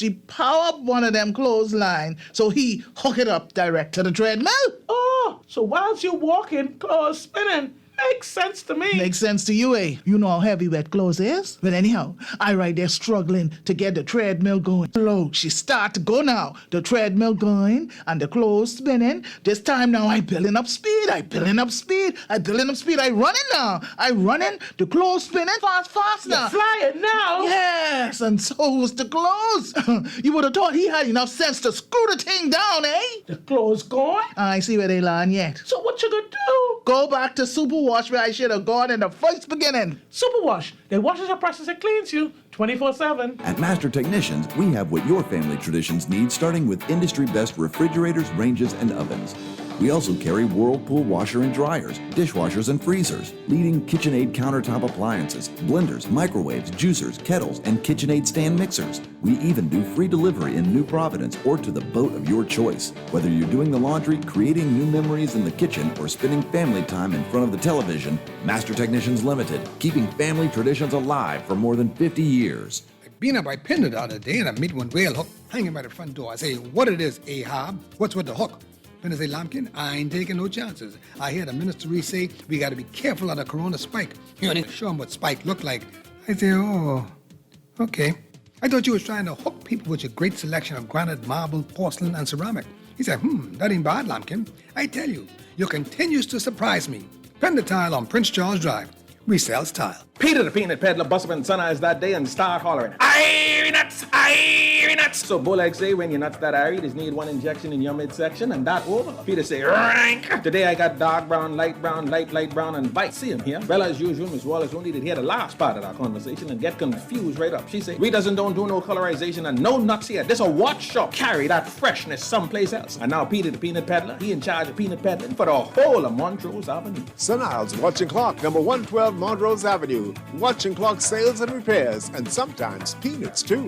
Make your way all May to Super Value and Quality Supermarkets. Rainbow Tuna 5-ounce can, 69 cents. Yellow Grits, 2 pounds or more, 99 cents per pound. Hellman's Mayonnaise, 30-ounce jar, $4.99. Sweet Strawberries, 1 pound, $4.99. Fresh ground turkey, $2.39. Super Value Winton open Sundays 7 a.m. to 5 p.m. Super Value Cable Beach open Sundays 7 a.m. to 8 p.m. Tired of banks forcing you to use technology to bank the way they want you to? Your convenience is important. So no matter what your banking needs, Commonwealth Bank's friendly staff are always available in branch for that personal one-on-one service. But when you choose technology, our online and mobile banking app offers you state-of-the-art functionality. The choice is yours. Commonwealth Bank. Bank the way you want. Here's what you can expect when it's your turn to be vaccinated. After registering online, you will show up at your selected vaccination center on the appointed date and time. Remember to carry your ID along with your confirmation code for verification. Next, you will sanitize your hands and have your temperature checked before checking in and joining the queue. When it is your turn, you will be directed to a vaccination station and a healthcare provider will fill out your vaccine information card and administer the vaccine. You will then be sent to an observation area where you will wait for 15 minutes and be monitored for first reaction. In the case of emergencies, vaccine sites are equipped with an emergency setup where a doctor is on standby. After the 15-minute wait, you are free to go. Be sure to monitor any symptoms over the next few weeks and remember to schedule your second dose within 8 to 12 weeks. It's your choice, your chance to protect yourself. Register to get vaccinated for COVID-19 today at vax.gov.bs. Welcome back. The Point is gearing up to open another resort, part of that $150 million development. Bethany McDermott got an inside look. In early July, the Margaritaville Beach Resort, another portion of the Point development, is set to open. According to Resort General Manager Larry Maker, the $150 million facility is 80% complete with bookings already coming in. He said the resort will employ some 350 people. It's 99% of the staff are Bahamian. They're all local Bahamian. We've been very fortunate and found some outstanding candidates. And unfortunately, as a result of the pandemic, a lot of people lost their jobs. So it gave us an opportunity to really find the best individuals that we need for the Margaritaville concept or the culture. This will be the second facility in the Point development to open within the last year. On December 15, 2020, one particular harbor, a 129 condo unit $1 million Point project, is an upscale lifestyle residential and retail development stretched across over 7 acres of Nassau's waterfront. This addition to the tourism offerings come as the country struggles to rebound following the COVID-19-induced economic fallout, which led to resorts across the country suspending operations for months. We issued a press release on earlier this week, and it's hit the wire. So we're seeing about $5,000 worth of bookings every day, and it's actually growing from there. Now, if you're looking to dine in at one of the restaurants or even enjoy the spa, Mager says residents will be able to come and enjoy amenities offered by the resorts. The retail stores are all, for the most part, they're all Bahamian stores with the exception of Margaritaville, which is our logo store, which will be the anchor store in here, but everything else is being operated locally. The spa will be available to local residents as well. When we first open the water park, we just need to figure out the volume levels that we can accommodate to be safe with a crowd to water park. So we need to figure out what that number is. The resort will feature a restaurant, cafe, water park, ballroom, meeting rooms, fitness center, and spa. Mager says the Margaritaville brand will bring something new to resort offerings on the island. We feel that the greatest advantage we bring to the table is that we're an approachable brand. Everything about this brand is made to really create a very fun and exciting and energetic experience using the Margaritaville concept, which is all built around entertainment. Reporting for the Guardian News Network, I'm Berthany McDermott. And that's going to do it for local news. Stay with us. AP News is next. Serenity Gated Community. Come and see what all the buzz is about surrounding our pre-construction home packages. Already, we have successfully made it possible for multiple families to realize their dream of home ownership. It's all about value building, folks. Home investment is by far the greatest investment one will ever make. So invest with confidence. Give Desiree Mingo a call at 376-0318 today. Everything is changing, and your favorite hardware and home improvement store is getting with the program. We Buy You Sell is rolling out its new online shopping feature. If you go to usbahamas.com, it's a quick and easy 3-step process. Step 1, browse the gallery and select your item. Step 2, add to cart. And step 3, check out. Go to our website, wbusbahamas.com, to shop with us today.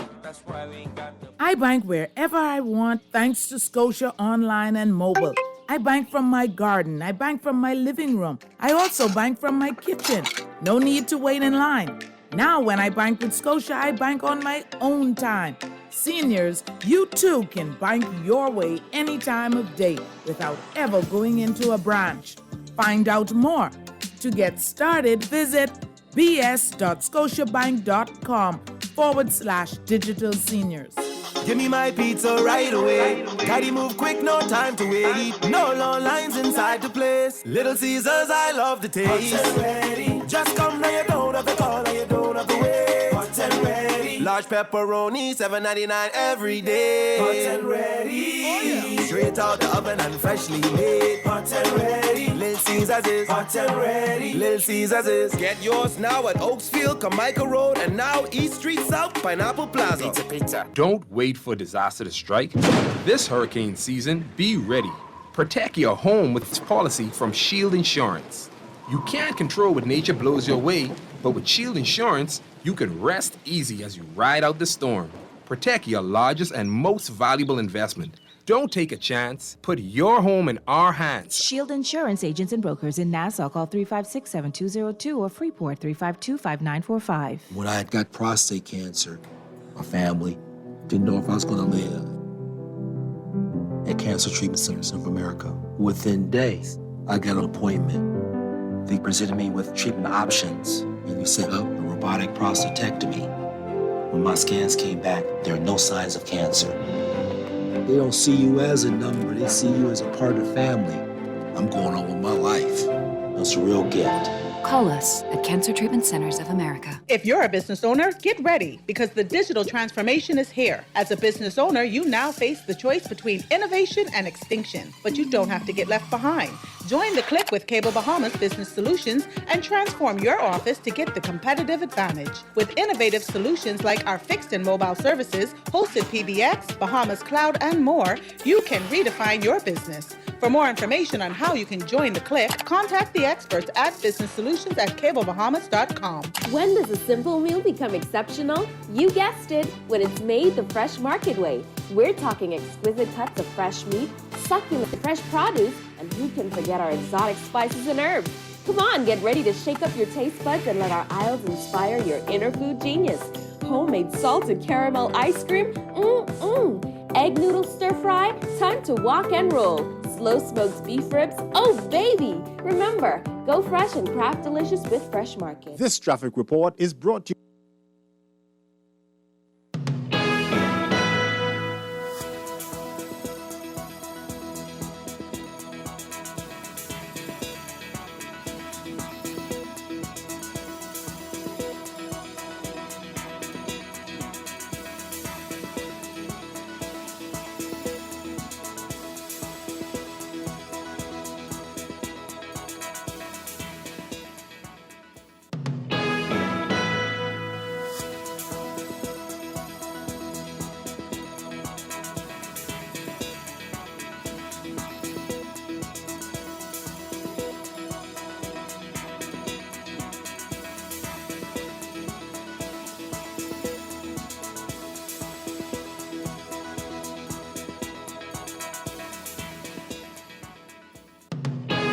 Welcome back to Morning Blend here on Guardian Radio 96.9. We are streaming live on GuardianTalkRadio.com and on the Guardian Radio app for your smart devices, also 969 and BTC Flow Channel 612. You can tweet us at Morning Blend 969 or Facebook.com/Morning Blend 969.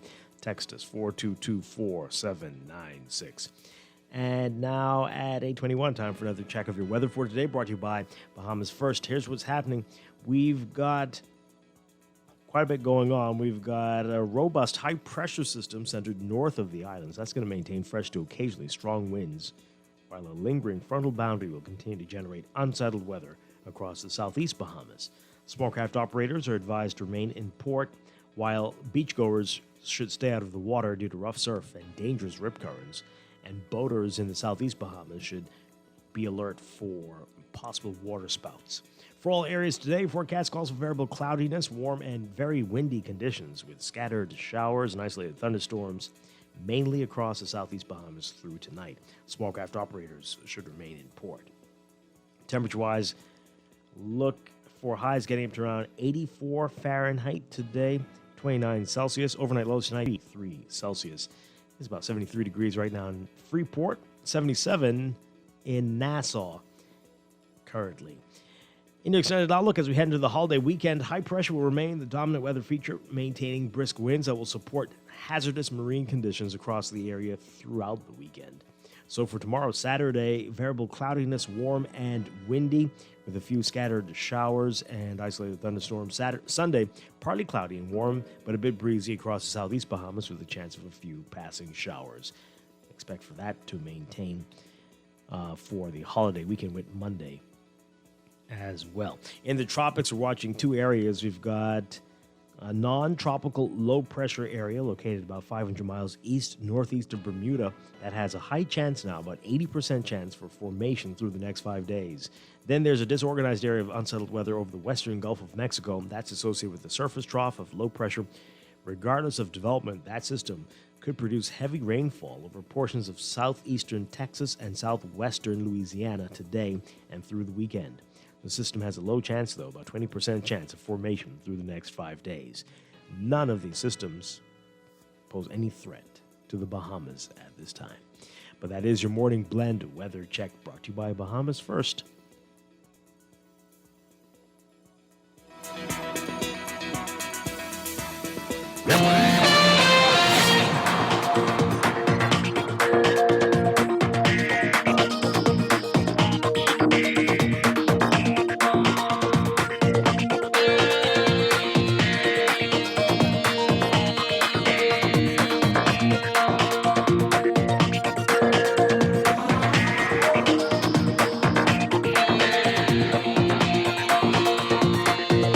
.24, time for another check of your traffic for today, brought to you by RBC Royal Bank. In your real-time traffic, we're seeing some heavy traffic in some of the hot spots, the usual hot spots this morning, like Sir Miles Butler Highway. Heavy traffic from well south of Fire Trail Road in the northbound lanes, heading towards Tawny Williams Darling Highway. Fire Trail's backed up a bit as well, eastbound, heading towards that roundabout with Sir Miles Butler Highway. Glaston Road, not a better alternate route for you this morning. They're also busy, northbound lane heading towards JFK Drive this morning. And Blue Hill Road northbound, just north of Soldier Road. We're seeing the heavy traffic there. as you approach Independence Drive. We're heading to that roundabout with Blue Hill Road. Blue Hill Road is seeing heavy traffic just from St. Vincent all the way up there, by the way. So there's a lot of traffic. Heading that direction. All right, so Soldier Road eastbound, you've got the traffic there, especially as you get closer to the intersection with East Street. And East Street northbound heading towards the east-west highway roundabout. Also busy. And then elsewhere, we've got Bernard Road, westbound, seeing some heavy traffic there, and pockets along Prince Charles Drive and Foxhill Road as you get closer to the intersection. And Marathon Road and Wolf Road, those areas seeing some traffic at this hour as well. That's your real-time traffic and your morning blend traffic alert, brought to you by RBC Royal Bank, banking reimagined.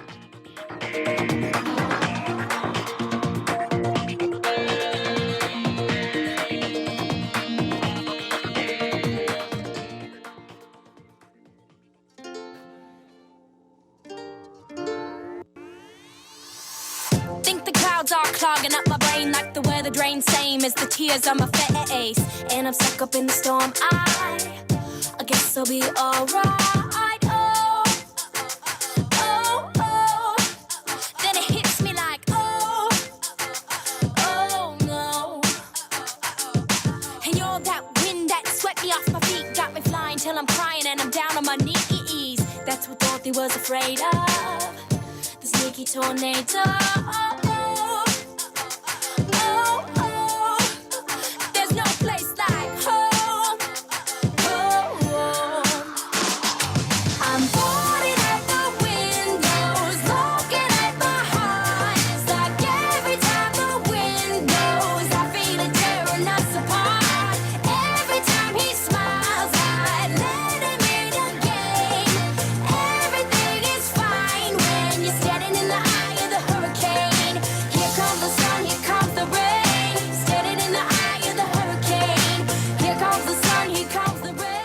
We're back here with Morning Blend on Guardian Radio 96.9. Dwight Strachan with Stephen Hanna.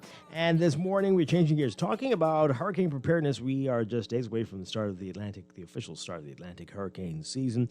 And how prepared is BPL for that? And how prepared are we for that? We're going to talk with them this morning. We've got Public Relations Manager Quincy Parker and Manager of HSE Chantel Nesbitt. Welcome to the show. Welcome back to the show. Great to have you with us. And good morning. Wonderful. We want to talk about that, of course, but I got to ask you, Quincy, that island-wide power outage yesterday that had some people very nervous as we approach the summer, and we know what has happened in the past. Can you let us know what that was about, and if we do need to be concerned about this over the next few weeks? Yeah, the cause of the outage is currently under investigation. The most that I can say at this point, until we get more information, is that there was a situation that happened at the Wärtsilä plant,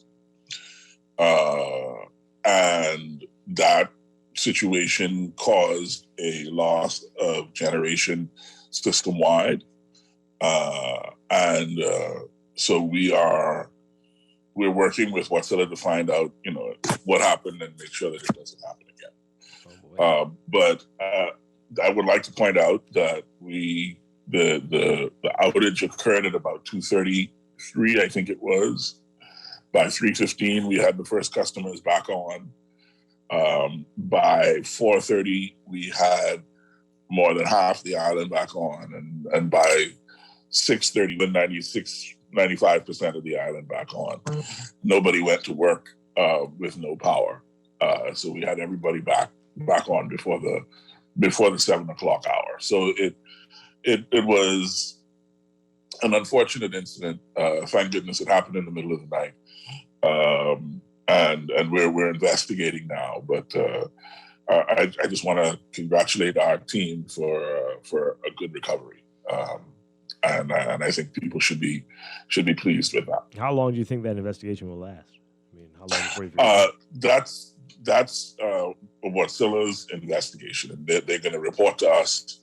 And so once they've had a chance to conduct an investigation, Since it's not a BPL investigation, I cannot say. I'm hoping that it doesn't take long. My estimation is that they should have a statement or an explanation within the week. But as I say, that is for them to say. Okay. Stephen, your electricity is back on, and it went off during the show this morning. It did this morning. I was going to ask what is causing these smaller, I guess, outages, if that's the right term for it. Because it's like, it's very common. At some point, sometimes it's once a day, sometimes it's once a week, but never the power doesn't cut off for at least an hour, or sometimes it'll be briefly. Sometimes, I'll give you this, sometimes it'll be 15, 30 minutes, but then sometimes it's an hour or slightly longer. And it's like, but it happens very frequently in the area that I'm in. Question. And which area is that, Mr. Hanna? Golden Gates. Mm-hmm. Now, as you are aware, as a master media man, there is a thing that we have tried to do. We're working on improving our efficiency with it.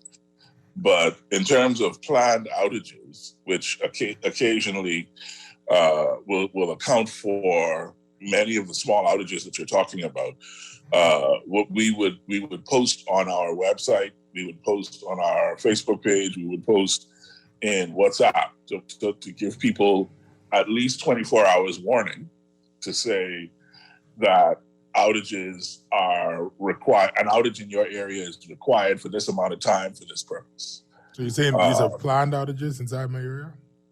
I'm saying that many of them are, yes. Because what is happening is we are upgrading systems and strengthening ahead of both the storm season and the summer the high peaks, and also because it's just time for maintaining the system. So it is firstly, well, this is going to sound insensitive, but I trust that I'm talking to people who understand what I'm saying. That it's impossible to have a power company with no outages, especially a system as in need of repair, regeneration, refreshment as our system is. But even with that, we are doing our best to make sure that even the planned outages are kept to a minimum. But then, like, these are like fairly like common and reoccurring things. Like this happens like a lot. This happens a lot. I no longer post every time it happens which we noticed. Right. I know you guys know this, right? But I no longer post every time because, it would become redundant. The question is like, well, one, if it is a planned one, what is being done to make sure that everybody who is going to be impacted is aware of it? I thought you didn't give me specific. You said that you guys are trying to, but you didn't say like specific. I said very specifically, Stephen. Listen again. Right. I said post on our website. We post on our Facebook page. We post on Twitter. We post on Instagram. We post in WhatsApp. We have a WhatsApp group that is a community group that people people who have different communities in different community groups around the neighborhoods in the country. They all signed up and joined this WhatsApp group so that they can disseminate what we disseminate to them, to their groups. Right. We send to in the cases that we have the contacts, we send to the members of parliament in the areas and political representatives. Well, they don't talk to us on a regular basis, so why would they talk to us for that? But that's them. That ain't right. that's Right, I understand and we put it on as I say, as much on social media as we can. So much so that if you look at our Facebook page, Facebook is not supposed to.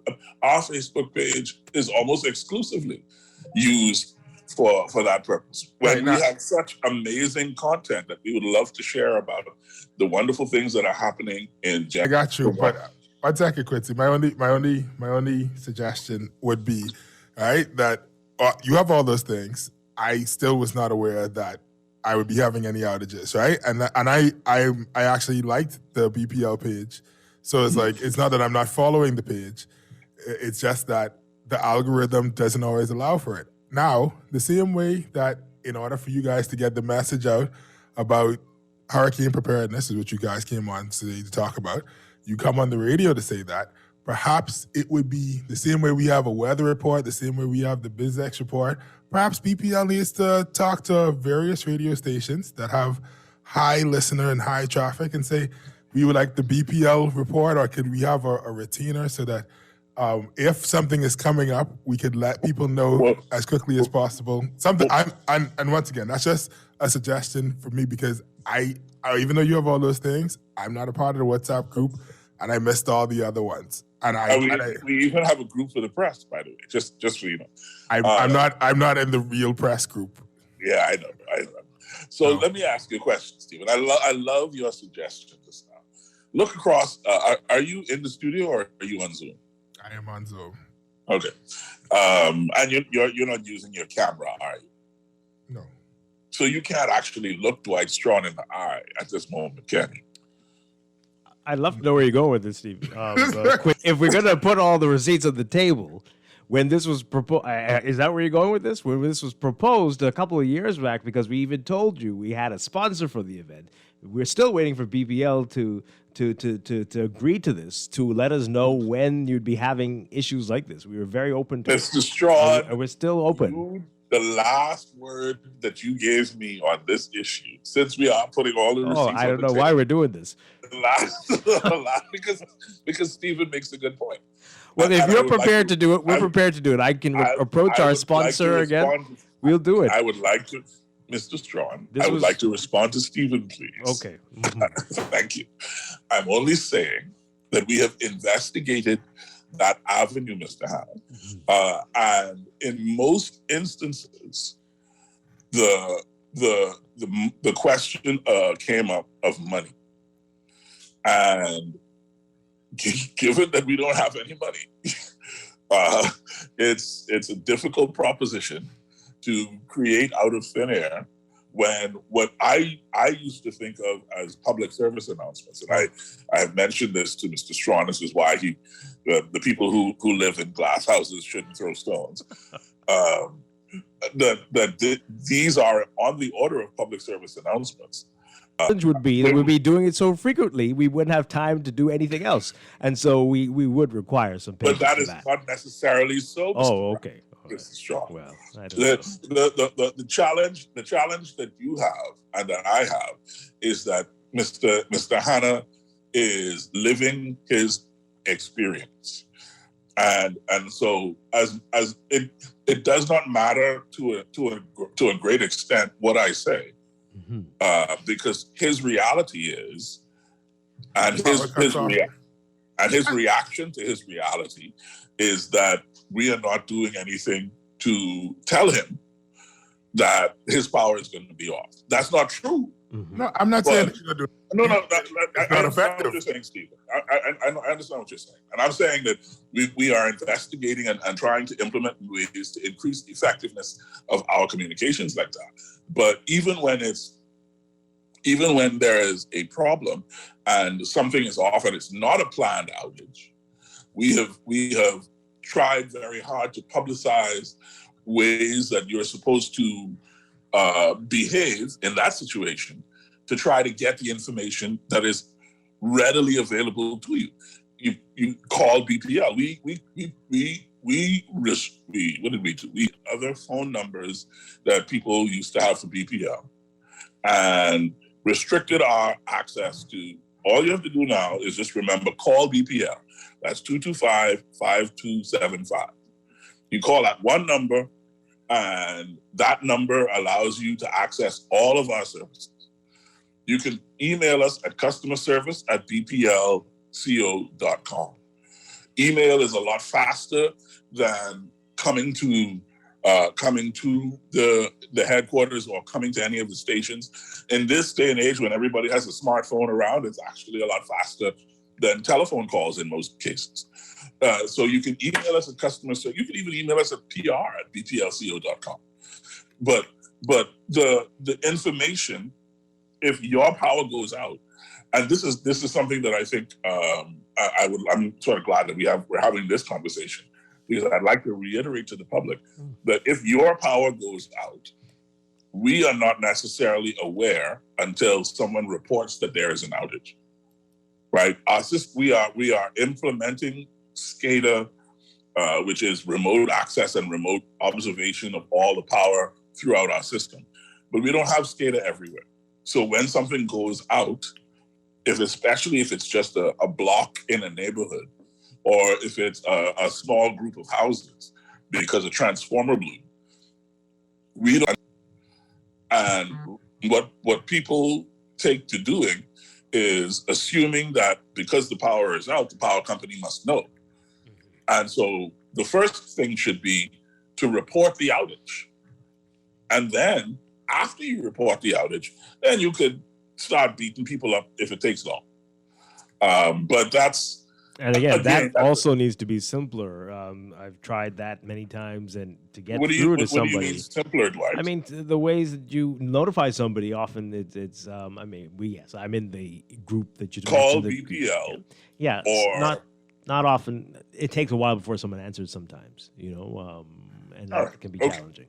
But the avenues are there, and I'm not disputing that we have some work to do in terms of efficiency and making sure that the back office is running smoothly at all times. I would accept that and agree with that.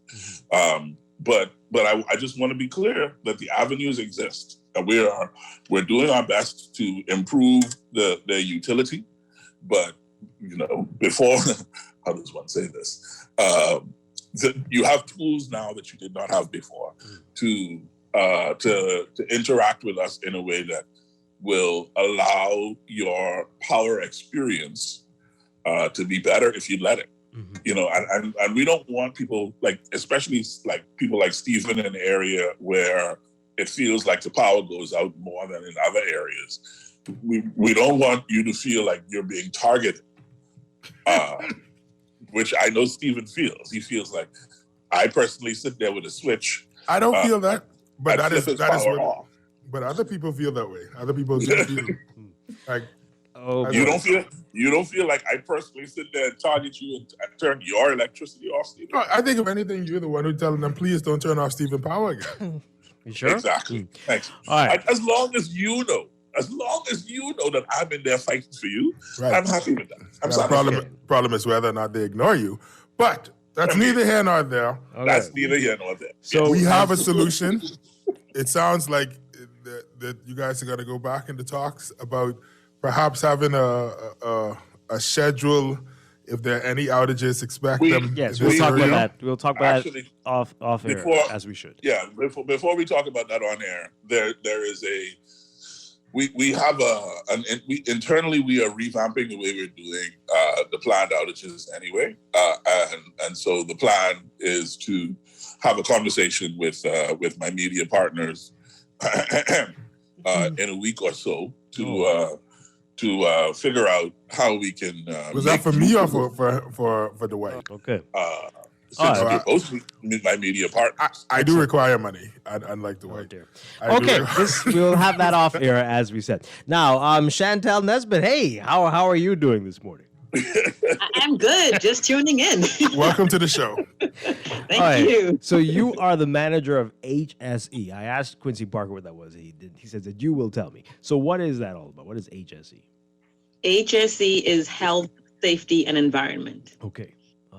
So that definitely is important at this time of year. So much happens, as we've seen. Dwight, I apologize for interrupting. I want to head you off at the pass and be very clear. Chantel Nesbitt is not our point person for hurricane prep. That would be Sterling Moss. Okay. I just want to be clear on that. So she deals with institutional health, safety, and environment. All right. So So I can talk about hurricane, and she can talk about it as well, in a limited way. But that's not her responsibility. I just want to be clear. Right. And we did have Sterling on a few weeks ago when we were talking with Nima. Yeah. Hopefully we can have him on again. But from your point of view, Chantal Nesbitt, at this time of year, what's key in your mind as we approach this time of the year? So for us, as Quincy's mentioned, we work along with the point person who's Sterling Moss. So my department actually reaches out to the Bahamas, the 26 locations, to make sure that they do have their plans in place. They do have an idea of, what is supposed to happen when there is an emergency. They're aware of the shelters, et cetera. So we've reached out to all of them. We've gone through the emergency preparedness with them. So when we do have a situation, they are prepared. But in particular, during the month of May, here at BPL, we celebrate Safety Month. So all month long, we've been having activities to highlight and sensitize the persons to safety. May is also the mental health month. So we've actually had some mental health sessions. We had Dr. Thompson on, actually did a webinar with our employees. It was very well received. They've all reached out since then. We also are focusing on driving this month. There are a lot of accidents that are happening just throughout Nassau, and we do have a lot of employees who are on the road. I'm sure you've seen them out there. So we have a driving simulator, defensive driving simulator, that we are actually doing demos here in Nassau and also throughout the islands. We're actually in Long Island right now doing it. So, we make sure that all of the BPL employees are, taking part in as we're sensitized month. Okay. All right. Let's take a break. When we come back, we're going to get deeper into this. And Quincy, as you said, we can talk more about what people need to be keeping in mind and what BPL is doing, how you are prepared for the hurricane season, which forecasters are saying is going to be a very, very active one. Let's take the break and be back. This is Morning Blend on Guardian Radio, 96.9. Then it hits me like, oh no. And you're that wind that swept me off my feet, got me flying till I'm crying and I'm down on my knees.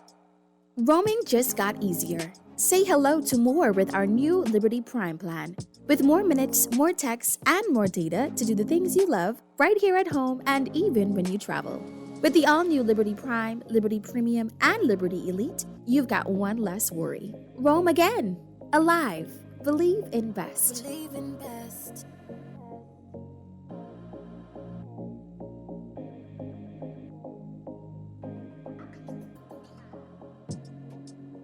Go cashless with CIBC First Caribbean and enjoy peace of mind when you pair your Visa debit or credit card with online banking and the mobile app. Simply freeze your card if lost or stolen to block any unwanted transactions. It's that easy and secure. Visit CIBCFCIB.com for more information. Go cashless with CIBC First Caribbean. Imagine. That's where everything begins, with an idea that things can be different, better. Now, imagine a world where your entertainment experience was all about you, your style, your show, at your budget. At Rev, that's what we've imagined. To join the conversation and learn more about the future of Rev TV, visit us at rev.bs/imagine. There's only one way to have a better morning. How? Start your mornings the best way with our 2 for $6 breakfast sandwiches at Wendy's. For a limited time, choose any 2 of your favorite breakfast sandwiches, including the fresh Strachan sack muffin, honey buttermilk chicken biscuit, double sausage muffin, or the sausage egg and cheese biscuit. Wash it all down with our cold brew shake or coffee. Better mornings always start at Wendy's. Wendy's, different inside and out. Excludes airport locations. Screws and Fasteners World, Balfour Avenue and Palm Beach Street, has those hard-to-find fasteners for you right now. You can find stainless steel regular hex, carriage bolts, galvanized bolts, threaded rods, nails, self-tap screws, sex bolts, anchor bolts, turnbuckles, masonry tools, hand tools, and weed whacker strings. Check out the rope selection and car body fasteners, too. Special orders are welcome. It's your #1 fastener store. Screws and Fasteners World, Balfour 61976. Stay a step ahead of technology with certainty and support from Custom Computers. Our know-how team is here to help you zero in on your next big tech purchase, finding solutions that take your productivity to the next level using only the best and most reliable brands. With 4 stores all across Nassau on East Bay, West Bay, Old Fort Bay, and Palmdale, there's no stopping you from stepping up your tech. Reach out to us at 396-1100. Find trust in your tech. Count on Custom Computers. You invest in your children, your home, and your community. But are you investing in your financial future? At CFAL, we specialize in investment management, retirement planning, mutual funds, and private wealth management. Our team of experts never stops helping you plan for tomorrow. Because tomorrow begins today. Call us at 502-7010 to see what our financial advisors can do for you. CFAL, growing wealth for future generations. BTC is elevating the Bahamas with our super-fast fiber internet experience. More people in more places can enjoy the best home connection starting with 100 megabit speeds. With over $6.5 million invested, our network grows stronger each day, delivering the best home internet for all your needs. Call us at 242-225-5282. Visit btcbahamas.com or any retail store to upgrade to the super-fast fiber internet experience on the Bahamas' best. Been growing with the Bahamas for over 110 years with new ways to bank better. We are committed to deepening our relationship with existing clients and forging new ones in the future with new products and services and investment in the community, youth, and education initiatives. We are here to help you grow. We're here to help you flourish. We're RBC. RBC Royal Bank. Banking reimagined. This is Guardian Radio 96.9 FM. Fresh news, smart talk, all day.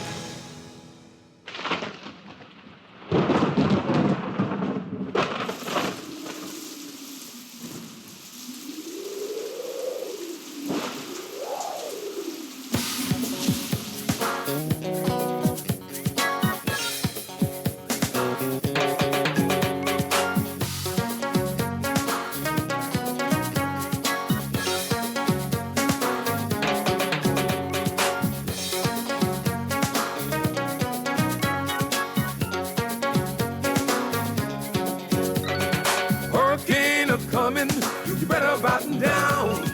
Hurricane a-coming, it's so big and strong. Hurricane a-coming, you better not delay. You better find shelter. He said, I'll huff and I'll puff. I'll blow your house down. I'll huff and I'll puff. I'll wipe out your town. Said, I'll huff and I'll puff. Again and again. I'll huff and I'll puff. 'Cause I am insane.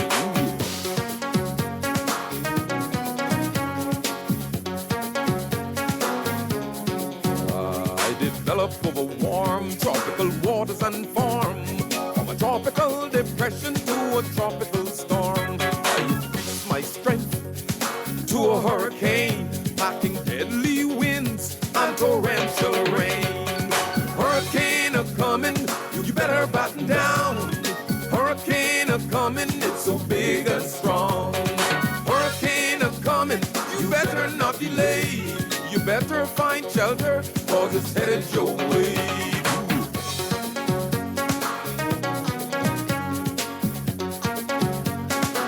We are back here with Morning Blend on Guardian Radio 96.9. Dwight Strachan along with Stephen Hanna. We are talking with Quincy Parker and Chantel Nesbitt with BPL about safety as we head into the hurricane season and preparedness.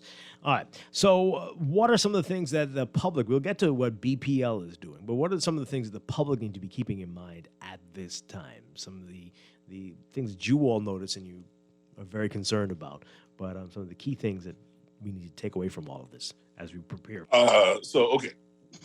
The point person, Sterling R. Moss, the director of field operations, will no doubt have reams and reams and paragraphs to say about that. But I think for our discussion today, one of the things that is most important is if you look back at the recovery process from Dorian and the recovery process from Isaias and the recovery process even from the last real big thunderstorm.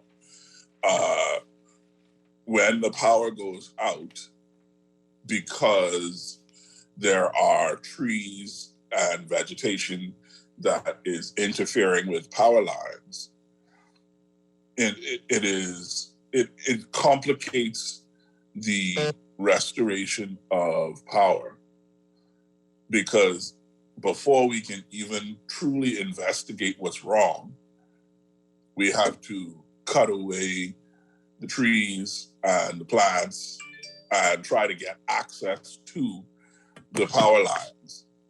The most important thing that I think people can be doing right now, aside from, of course, making sure you have you got your little hurricane preparation list, and you have a we'll go through the list and stuff. But the thing that people I don't think of as early as possible in the year as storm preparation is get out there now and cut those things away from the power lines. Mm-hmm.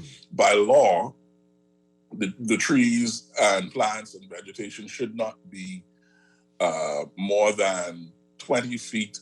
They should be more than 20 feet away from the overhead transmission line. That's the big high voltage power lines, and more than 10 feet away from the overhead distribution lines. And you can look and see in many of the yards, most of the yards around the island, certainly, where there are trees that are interfering with the lines, those distances are not being observed at all. And it is the public's responsibility. If you own the land and the tree is on your land, it's your responsibility to cut that tree away from the line. I know people have the perception that because it's a power line, I need to call BPL to deal with this. But that's how it works if it's on your property and the tree is on your property. If the tree is on your property, it is your responsibility as the property owner to make sure that the tree is cut away from the power line. You can. What we recommend is that you use a qualified landscaping service, somebody who has some kind of certification. And if you can't have access to that, you can call for BPL to assist. But usually, that takes a while because, you'd imagine a lot of people call. And so rather than wait, I think you should go ahead and be proactive and get it done. The challenge is that BPL is responsible for the trees that are in the public area, right? So they're on the verges and on trees that are on what could be considered public property, public land. And so our teams are already engaged in trimming those trees away from lines. So we're not. It isn't as if the tree trimming teams are just sitting twiddling their clients' call. They're already out there doing their job, and so the public has to really do its part. And one of the things that I think is important is that people have to remember when the power line goes down because of a tree in your yard, it isn't just you that's affected. If that power line takes out the whole street or takes out the whole block, then because you didn't do what you were supposed to do, you have helped everyone else on your block have to deal with the fact that they don't have power for however long it takes for BPL to get there, get rid of the trees, investigate the problem, rectify the problem, and bring you back to power. And that's, to me, as much as it is about ensuring that you're living up to the law, it is also about making sure that you're a good neighbor. Because you don't want to be responsible for people just sitting there with no power for however long it takes when, that didn't have to be the situation. Mm-hmm. Okay. All right. So yeah, make sure the trees are trimmed away from the 20 feet from the big big, long transmission power lines 10 feet away from the distribution lines. That's what I think the public should be really concerned with at this point. And then when you come down to a more personal level, it's making sure that you have access to the materials that you need to protect and your property during the storms, making sure that you have access to places to store things that need to be stored. For instance, if you have a boat that you keep in your yard, do you have some place to keep that, to put it, that is safe from the storm? If you are a person who has someone living with you who is on a machine that requires electricity, you need to make arrangements to ensure that they have an uninterrupted power supply however long the storm might last. And that's because if the storms come, especially at the rate that we're expecting, there will be power outages. That's not an if, that's a when. Right. And so people need to be really thinking from now, how do I make getting ready for this storm easier? And in our view, the first thing to do, make sure that your vegetation is away from the line so you don't have that concern when it comes time for recovery. And also it helps to make sure that there's nothing blowing around your yard that's going to smash your roof or smash your window or smash your car. Then there's the making sure that you have access to, the 2x4 or whatever, the hurricane shutters, the things that you need to protect the home, making sure that you have access to a place to keep things that are liable to be blowing around, someplace secure, making sure that you have thought about and arranged access to an unrestricted, uninterrupted power supply for life-sustaining machinery that is keeping people in health and alive. And then there's the personal, the personal family unit type thing, right? You got to make sure that your vehicle, the family vehicle, is appropriately serviced and you make sure it's ready to run in any condition. Make sure that it is outfitted with first aid supplies. Make sure that it is kept fueled and ready to go in case you have to evacuate. Okay. We're going to take a break, Quincy. When we come back, we're going to explore this some more and talk about businesses specifically, too, what they need to be doing at this time. That's coming up in Morning Blend Business. This is Morning Blend on Guardian Radio 96.9. We're back after the news update. Stay with us.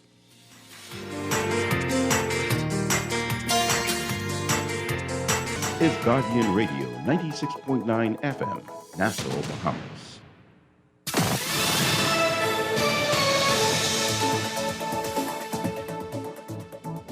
This is the Guardian News Network update on the hour. Hello, everyone. I'm Charlene Ferguson.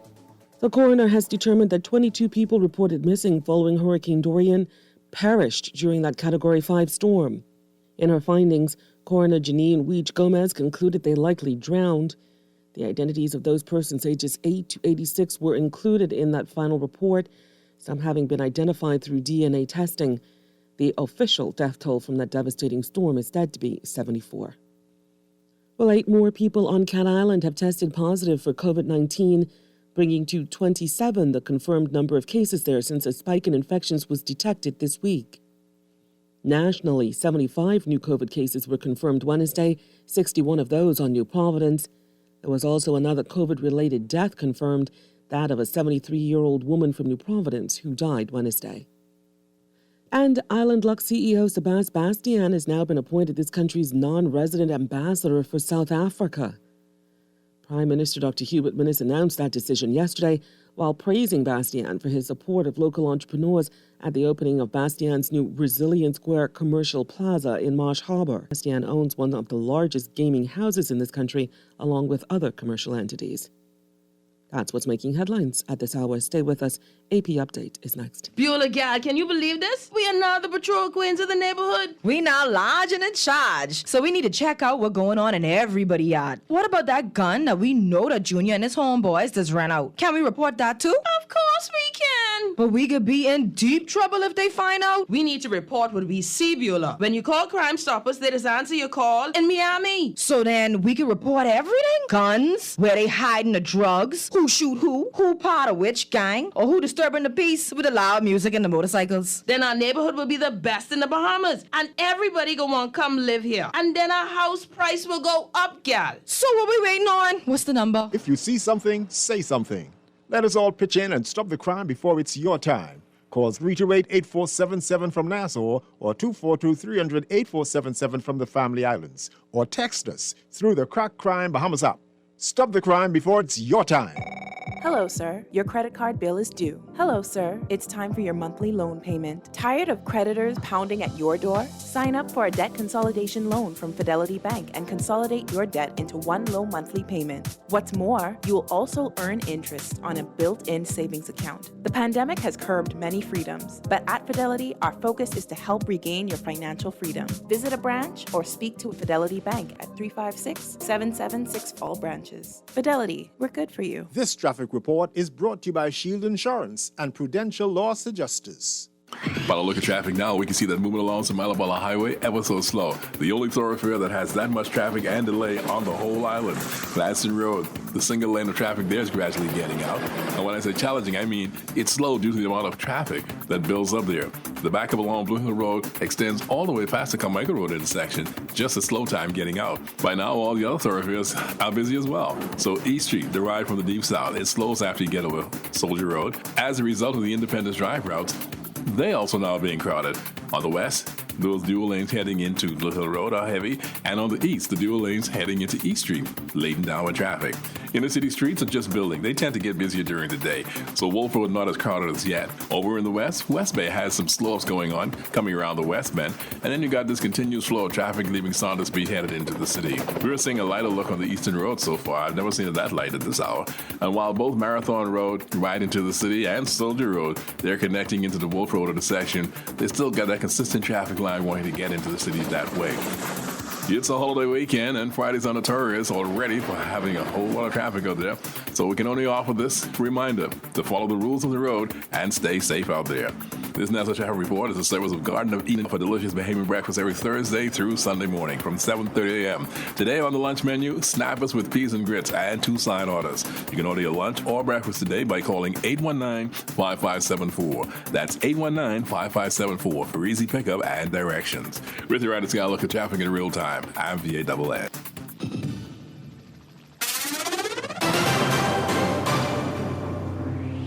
I'm Rita Foley with an AP News Minute. The ceasefire between Israel and Hamas is being tested this morning. Clashes broke out between Palestinian protesters and Israeli police following Friday prayers at the Al-Aqsa Mosque compound, a flashpoint holy site in Jerusalem. Police fired stun grenades and tear gas, and Palestinians threw rocks after hundreds had taken part in a celebration in which they waved Palestinian and Hamas flags. AP correspondent Joseph Krause is in Jerusalem. They're celebrating this as a victory against a much more powerful enemy in Israel, even though the war exacted a huge toll on ordinary people in Gaza. More than 200 people were killed in the war, the vast majority of them Palestinians. But for many Palestinians, this was Hamas standing up to a much more powerful force that was guilty of what they saw as abuses in Jerusalem and elsewhere in the occupied territories. This morning, Israel is warning against any further attacks. I'm Rita Foley.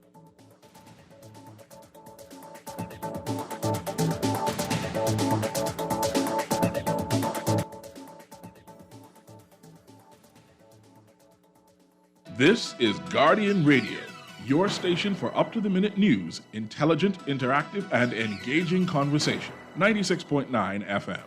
The views and opinions of the hosts and guests are their own and do not necessarily reflect the position of the management and staff of Guardian Network. Wake up, it's a new day. Wake up, it's a new day.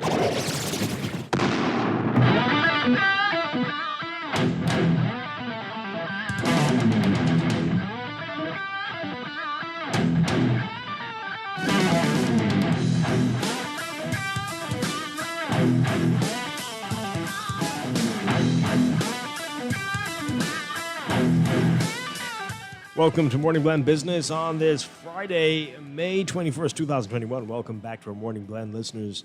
Once again, I'm Dwight Strachan and joined by Stephen Hanna. We will continue our discussion with BPL as we prepare for the hurricane season. Safety measures you should be taking place. We're going to talk about what business should be doing as well. With just days to go before the start of the Atlantic hurricane season. That's coming up. But first, it's time for your morning business report brought to you by CFAL.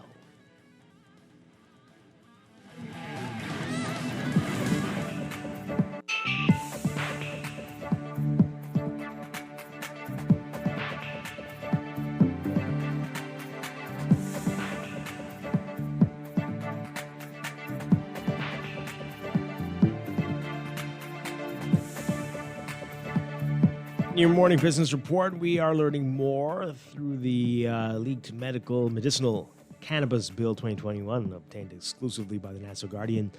Only Bahamian citizens aged 21 and older or an established legal entity would be allowed to apply for 5 licenses to handle cannabis at a cost of $10,000 each.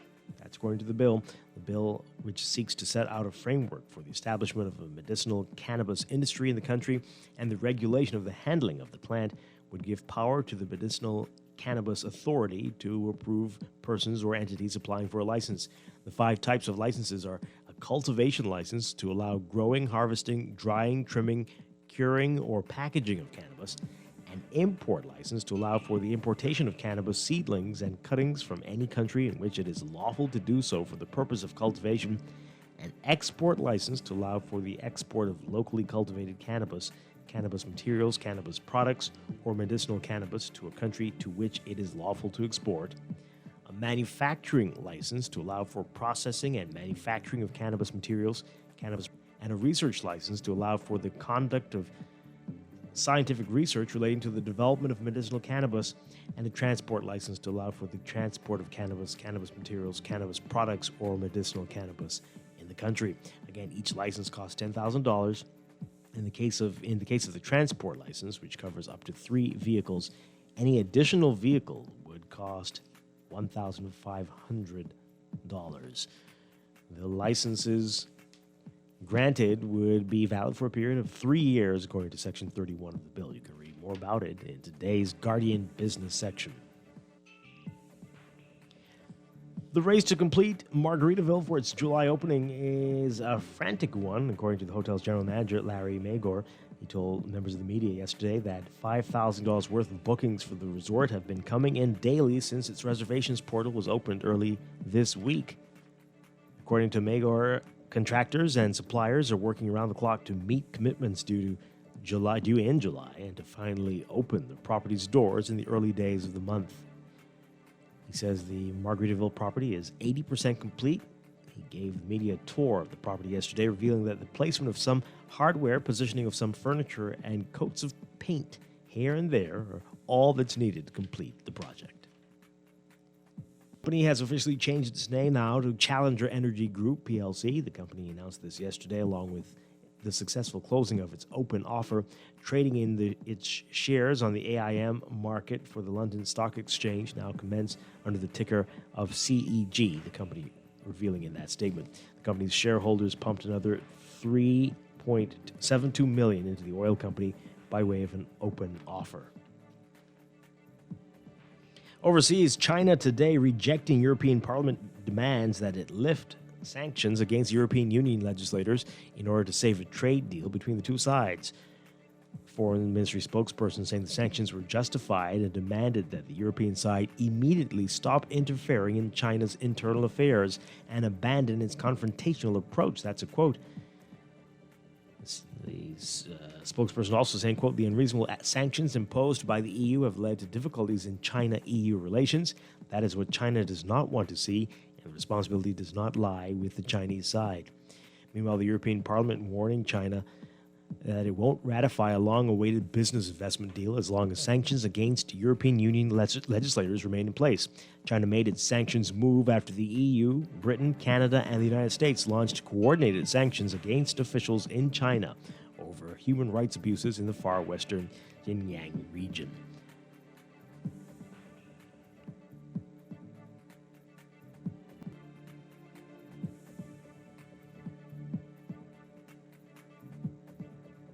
And in your Market Watch, recapping trading on the BISX. From Thursday, your market movers, Bahamas Waste moving 1,830 shares, closing unchanged at 696. Commonwealth Brewery moving 3,000, down 3 cents, closing at 427. Doctors Hospital moving 2,000, unchanged at $7. Consolidated Water up 1 cent, closing at 238. Emira Incorporated up 12 cents, closing at 1173. The BISX All Share Index closing at 1,949.42, down 0.40. That's your Market Watch. And that is your morning business report. Brought to you by CFAL, growing wealth for future generations. And tune in Mondays at 6:30 p.m. right here on Guardian Radio 96.9 for CFAL Talks.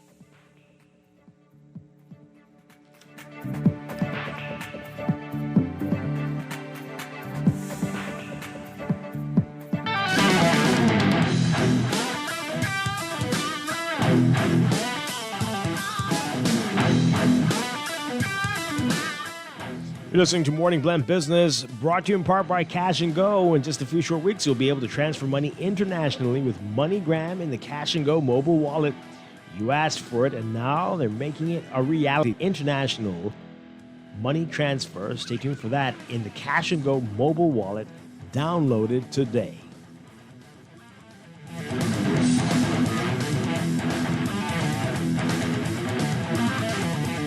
You invest in your children, your home, and your community. But are you investing in your financial future? At CFAL, we specialize in investment management, retirement planning, mutual funds, and private wealth management. Our team of experts never stops helping you plan for tomorrow. Because tomorrow begins today. Call us at 502-7010 to see what our financial advisors can do for you. CFAL, growing wealth for future generations. Cash and go, pay all your bills and cash and go. Send your money from cash and go. Top up your minutes, cash and go. Pay insurance and cash and go. All Cash and Go merchants can send and receive payments using Sand Dollar, the official digital currency of the Bahamas. You can do it at cash and go. Pay all your bills at cash and go. Send your money from cash and go. Top up your minutes, cash and go. Pay insurance at cash and go. 9 a.m. to 5 p.m. It's at cash and go.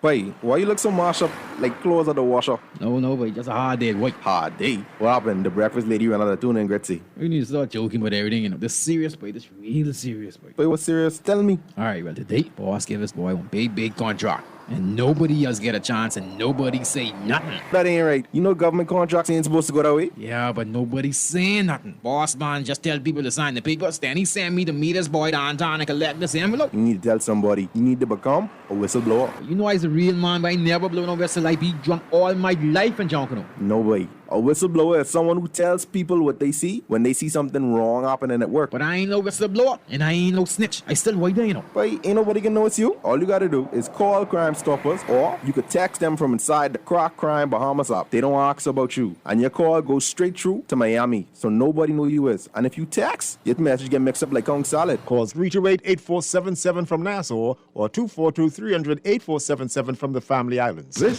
is Guardian Radio 96.9 FM. Nassau, Bahamas.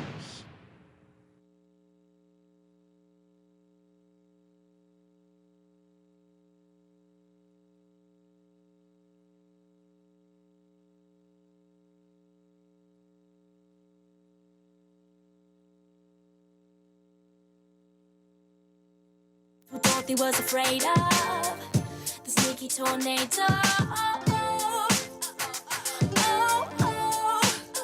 There's no place like home. I'm boarded at the windows. We are back here with Morning Blend Business. Dwight Strachan with Stephen Hanna. We continue our discussion with BPL. We were talking about preparing health and safety and hurricane preparedness in light of the Atlantic hurricane season beginning in June. We are talking with Chantel Nesbitt and Quincy Parker with BPL. All right, Quincy, you talked about a lot of the things before the break, a lot of things that households need to be doing. But what about businesses? What are some of the things they need to be doing right now or should have been doing? But especially now that we're getting closer to the start of the season. Yeah. So what I would say is that BPL has a wow, sorry. That incredibly loud and hard rock and roll, blues rock music that is now the introduction to morning blend business seems to have blown out one of my eardrums. I'm sorry. Well, oh my. That's how many of us feel about our appliances and equipment as a result of. But go on. Yes, and that was very, very, very, very low. BPL has a hurricane manual. It starts with the preseason, which is about 2 months before the hurricane season. And then it moves through the phases. If you've paid attention to Sterling Moss over the years, you're familiar with the phases. I'll talk through them very briefly. But what businesses ought to have been doing 2 months ago or a month ago would have been, inventorying their equipment and material and goods and assessing the tree cutting needs to ensure that both the equipment and material are secured in sufficient amounts to meet to both ride out the storm safely and then meet demand after the storm with as much redundancy as possible. So that time has passed.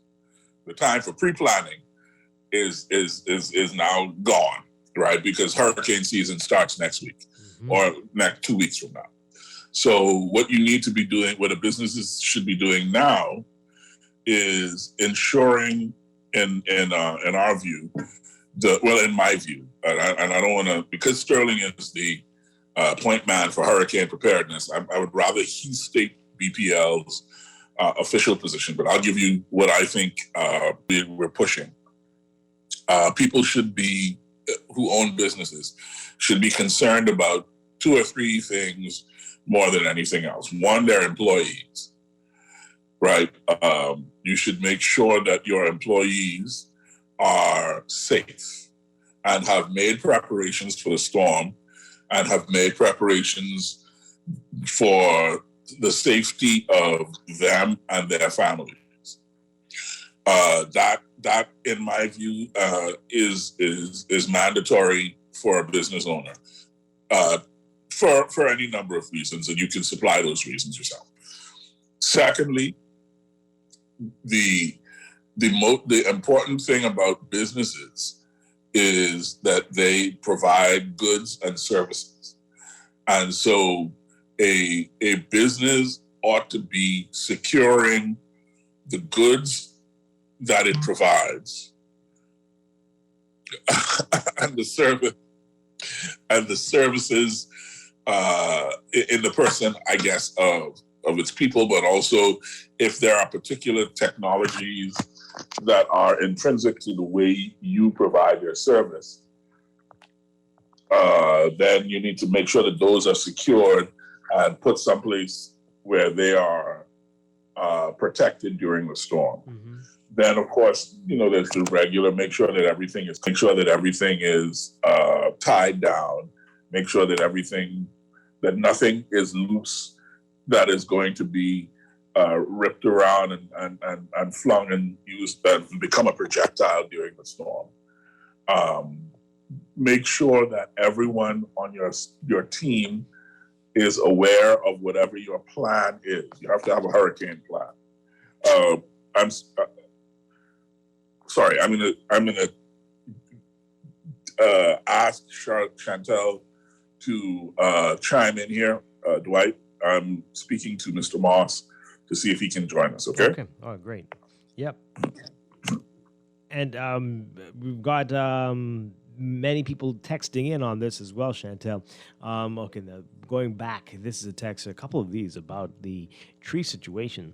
I don't know if you can answer this, but someone says, since BPL customers are responsible for maintenance of trees, I know myself, from all the previous administrations, they always used to get it done during the hurricane season.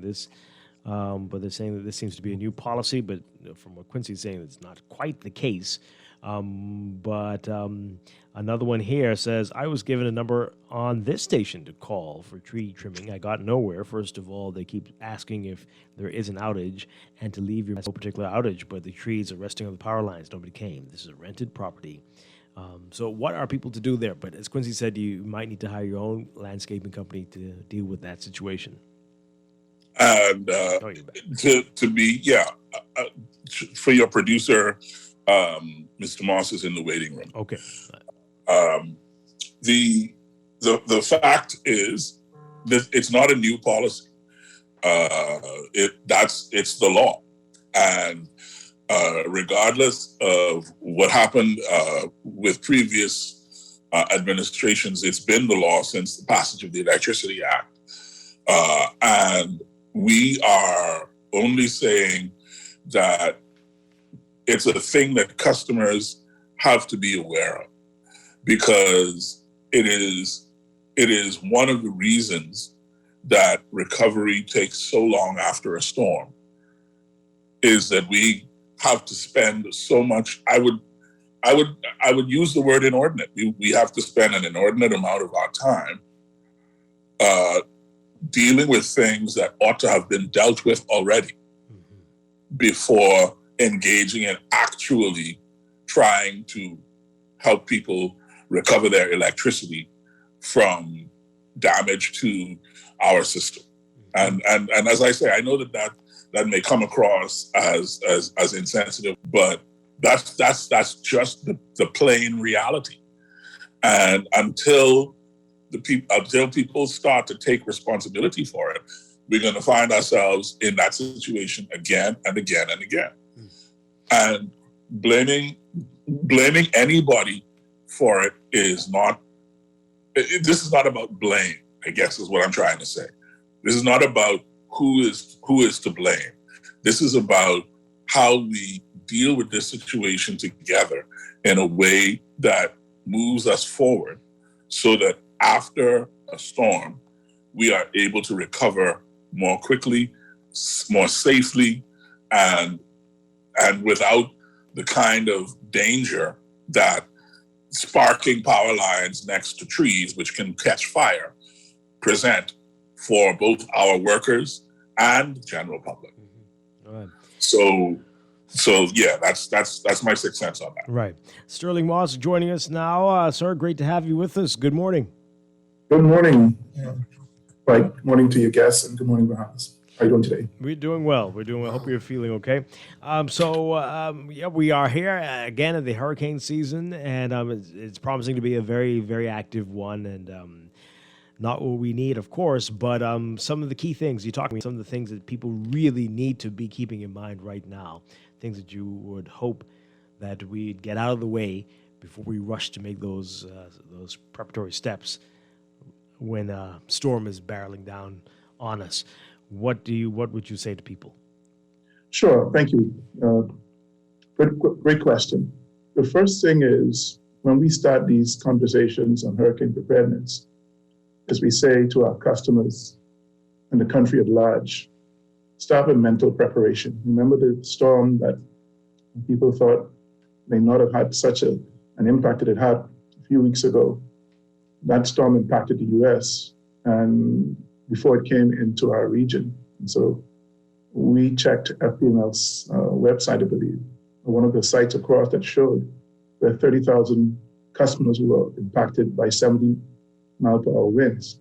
And you think of Dorian, you think of Hurricane Maria, where 6 months later, customers are impacted. As you start the hurricane season, start with a mental preparation. If this island is impacted by storms, if our country is impacted by significant weather, there is going to be an outage, and outages can be long. Maybe not the next day, maybe not the next week, maybe not the next month. And if it's a case where, Dorian, it's going to be several months. So start mental preparation. If a storm comes through, you're going to be impacted. The power is going to go off, and it could be off for a long time. The second thing we tell, I think it's important, is look at your electrical infrastructure. What can you do now? If you live on the coast, and what we know from Hurricane Matthew is those people who live in the Marshall Road area, people who live in Yamacraw Beach, Coral Harbor to some extent, on the southern part of the island, depending on how the storm is moving, you could be impacted from floodwaters. So you have to have some kind of plan in mind as to what you're going to do. It is possible on some occasions, depending on what the weather conditions is like, where floodwater can actually come into a residence, a person's home. We've seen that in cases like in Pinewood and some of the low-lying areas. So you have to think about your own safety. What if the power is on and water trickles through into your residence and covers one of your plugs? Where do you disconnect your supply? Where would you turn the supply off? So the second thing is going to be knowledge about those basic electrical systems in your home. Where's the low voltage distribution panel in your house? What should you do if you are at home and there's a flooding event? Where's your main switch? According to the tales was about talking about line sparking events. We get calls during storms about the line is sparking, my house is flickering, what must I do? Wow. So the first thing you want to do is disconnect your supply from the grid. And that would mean finding your distribution panel and turning off every appliance. If it's safe to do so, you would turn off your main switch externally. Then after getting yourself kind of up to date on the knowledge base of how do you disconnect your electrical supply and where these things are, the breakers in your panel and the main switch. What about preparation of those electrical systems? So here are some key ones. You have surges a number of times, but storms bring surges. One of the key protection systems for your house is your ground rod. Sometimes you have shoddy people who put in improper items, but what is your ground rod? Has it been maintained? People tend to fill in their yard afterwards and cover them, and that soil can accelerate the corrosion or the erosion of the connection. What is it like? Have you checked? Is it in good condition? Did the dog chew it? Is it off? When you go into your main switch, what is the condition? Here's a big one, and that is water intrusion, moisture ingression. Some of the weatherproof box or the weather boxes that cover your main switch, sometimes some people cut a hole in them so the meter can be seen, or the wood has deteriorated. And if you were to have a certified electrician inspect the box, when you look inside, you see rust, you see corrosion, and those things tend to accelerate power supply problems. So you want to make sure that your weatherproof box, which is going to be exposed to any weather, and your main switch is protected. From that, it is important to say that good grounding really impacts a lot of things.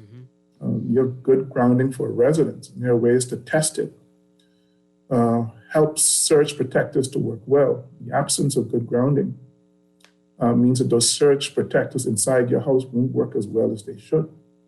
So fundamentally, you want to make sure you have some good grounding there. And then I guess I've been talking a lot.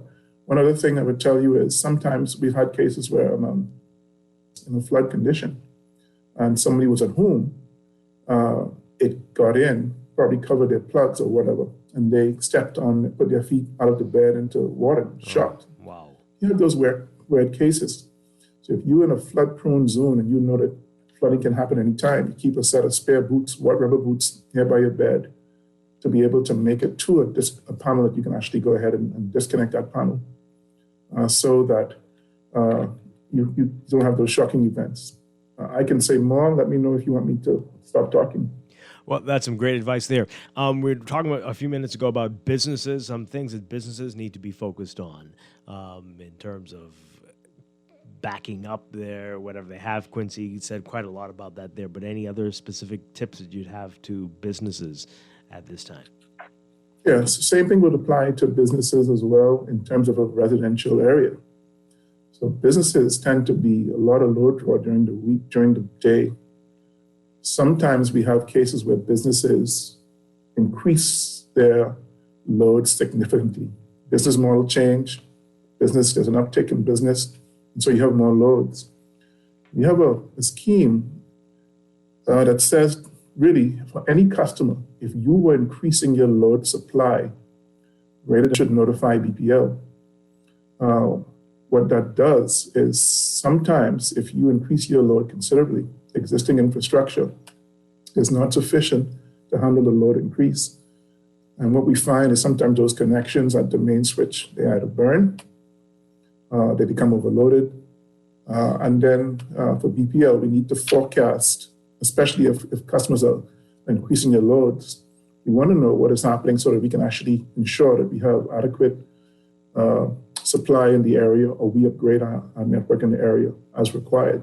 So for them, the business owners, they're going to go ahead and have to inspect their main switch.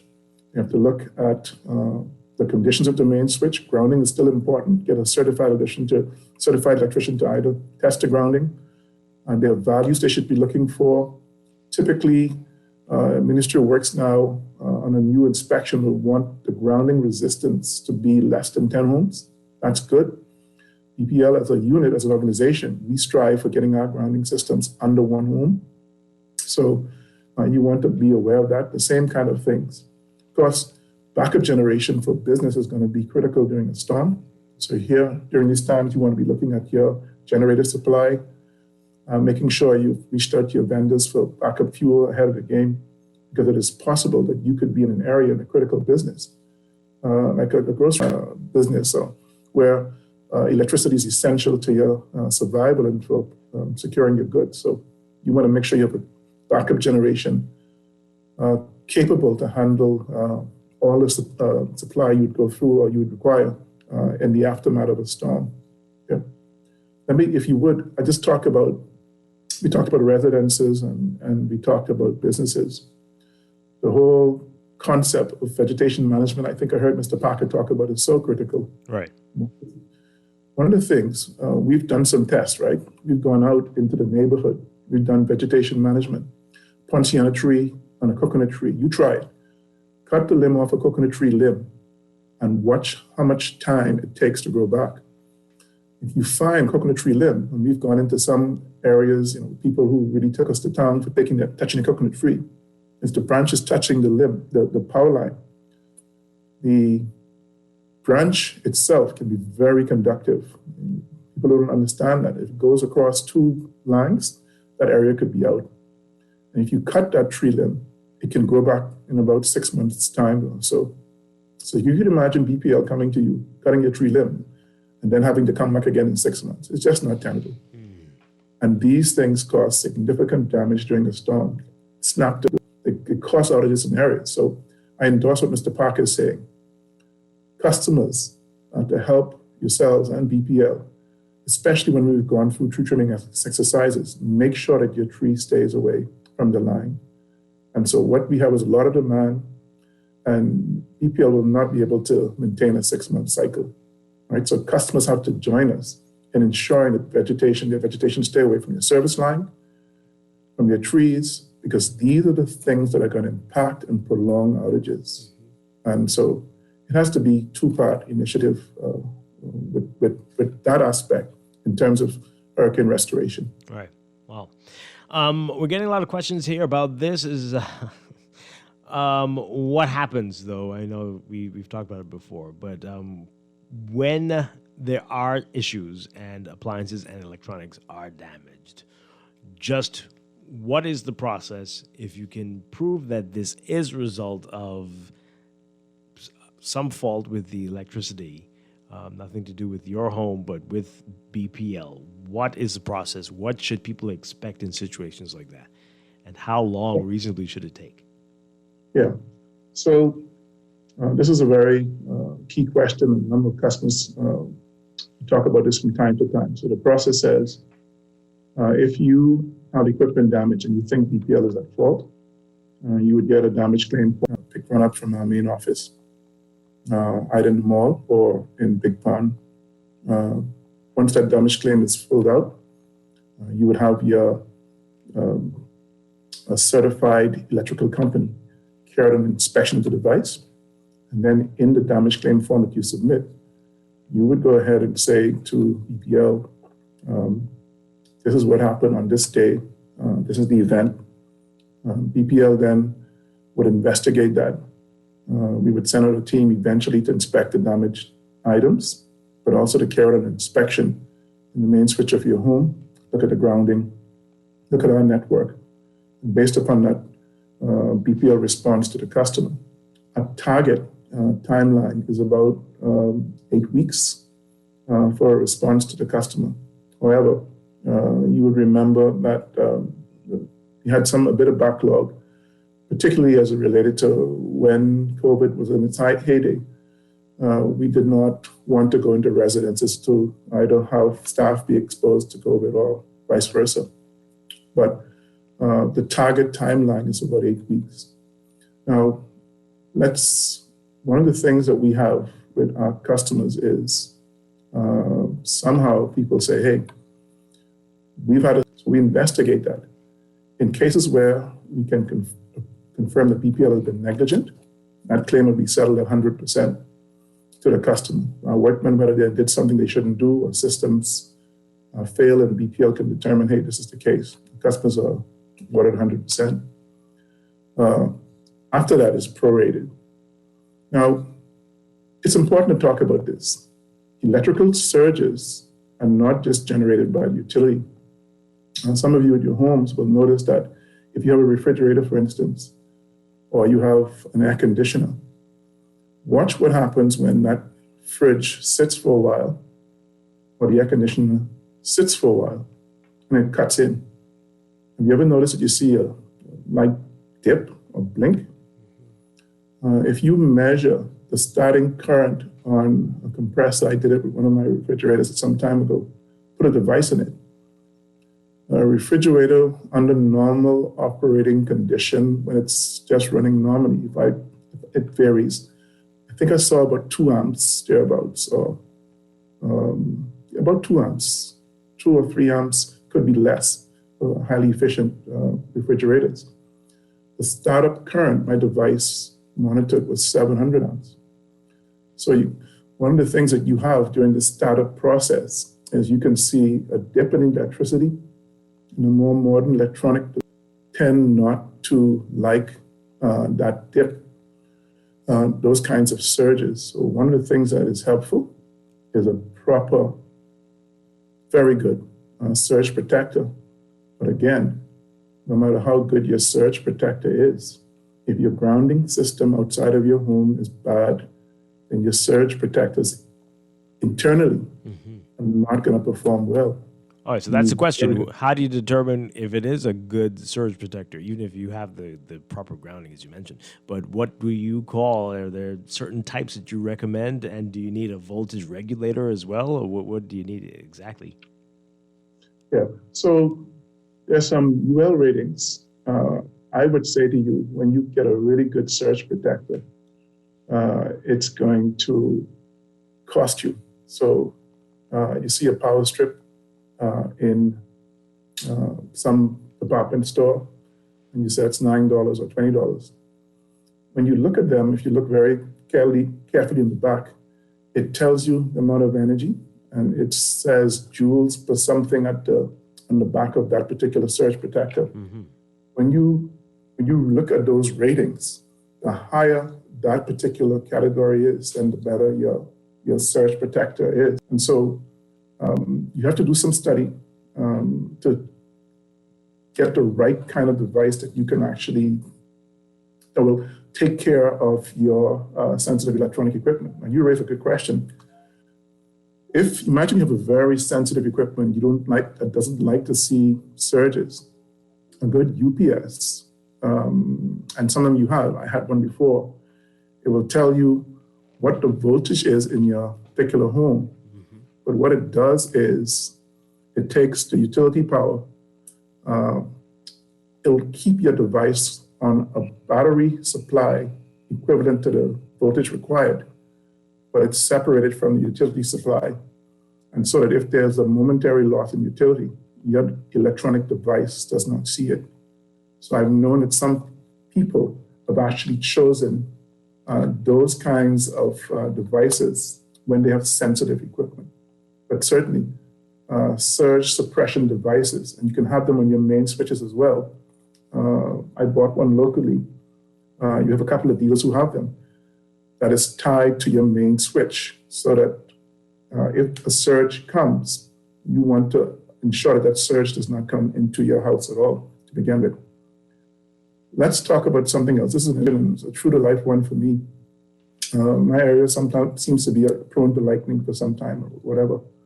And with a lightning strike, the phone was plugged in to the wall, and she happened to be using the cell phone at the time, and she got hit. Okay, wait, say that again. She was on a cell phone? That's correct. That was plugged into the wall. Oh, my. Okay, so not a cordless phone. She was on a cell phone that was plugged into the wall. Yeah. Wow. And the lightning struck. So she got shocked. My goodness. Okay. So, the sense there is when you have lightning strikes, what they do, and typically they hit a power line. They want to hunt. They want to get the ground. And what they do, what it does is it moves through your network, and it's going to ground not through one particular spot, but it's going to ground through multiple avenues. And so my point there is obviously that phone at that time would have been affected by an electrical surge from a lightning. What happens when your device is at home, if you've had a lightning strike and it's been impacted? Could it be that over time that device deteriorates? Sometimes because you have surges coming from so many different avenues, we don't know which one causes a device failure. There's multiple issues. Sometimes it's if you've bought equipment, you find that sometime in the previous years we investigated, we found that one particular company on the island was providing a particular type of equipment. And we were seeing damage claims come for those particular devices from that particular company. And the question was, and we saw these numbers, could it be this was a bad batch of equipment? But you have to look at those things. We investigate each one. But the sense is, you want to make sure you have an expensive 50 or 70-inch flat screen TV. You have high-tech electronics. You got to make sure your home is protected, because surges are not necessarily originating from BPL, or our network is impacted by issues that cause surges, which could be lightning. We see a lot of hits on our poles and so on every now and again. Sometimes we find issues with reptile lines and shut them out. We've seen birds fly into the power lines. So impacts could happen in a number of ways. So you have to prepare yourself for that eventuality with good grounding and good surge protection. Wow. A lot to think about. Your friend, the person you're talking about, they're okay? Who got shocked? She realized it was a shock, lightning storms. Okay. But my point in that was, you get hit, and that equipment is exposed to that surge from that electrical storm. And so our equipment and appliances taking hits sometimes more times than we think. And could those things accelerate failure of a device? We have to consider as well. Okay, that is a lot to think about there. Let's take a quick break, and then we'll be back to wrap things up. We are talking about hurricane preparedness, health, and safety as the hurricane season approaches. This is Morning Blend Business on Guardian Radio 96.9. And all that wind that swept me off my feet got me flying till I'm crying and I'm down on my knees. You invest in your children, your home, and your community. But are you investing in your financial future? At CFAL, we specialize in investment management, retirement planning, mutual funds, and private wealth management. Our team of experts never stops helping you plan for tomorrow. It's today. Call us at 502-7010 to see what our financial advisors can do for you. CFAL, growing wealth for future generations. Cash it and go. Pay all your bills and cash it and go. Send your money from cash it and go. Top up your minutes. Cash it and go. Pay insurance and cash it and go. All Cash and Go merchants can send and receive payments using Sand Dollar, the official digital currency of the Bahamas. You can do it and cash it and go. Pay all your bills and cash it and go. Send your money from cash it and go. Top up your minutes. Cash it and go. Pay insurance and cash it and go. 9 a.m. to 5 p.m. This is Guardian Radio 96.9 FM. Fresh news, smart talk, all day.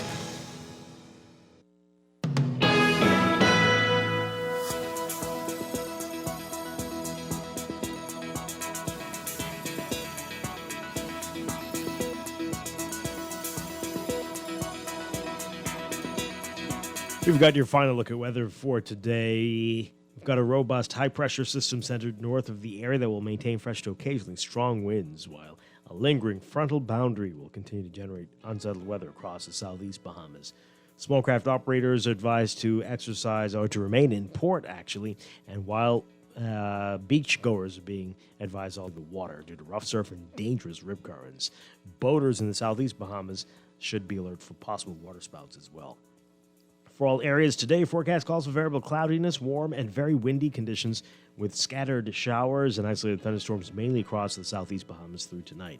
Small craft operators should remain in port. High temperatures today getting up to 84 Fahrenheit, 29 Celsius. Overnight lows tonight getting down to 73 Fahrenheit, 23 Celsius. In your extended outlook, high pressure will remain the dominant weather feature as we head into the holiday weekend and will maintain brisk winds that will support hazardous marine conditions throughout the weekend. For tomorrow, Saturday, variable cloudiness, warm and windy conditions with a few scattered showers. And for Whit Sunday, partly cloudy and warm, but a bit breezy across the southeast Bahamas, and the chance of a few passing showers that should hold for your Whit Monday holiday as well. In the tropics, we're watching a couple of areas. No threats to the Bahamas, though. There's that non-tropical low-pressure area near Bermuda. Has an 80% chance of formation today. Could become Ana over the weekend. And then there's a disorganized area of unsettled weather over the western Gulf of Mexico. It's associated with a trough of low pressure. Regardless of development, that system will produce heavy rainfall over portions of Texas and Louisiana today through the weekend. Again, none of the systems any threat to the Bahamas. But that's your morning blend weather check.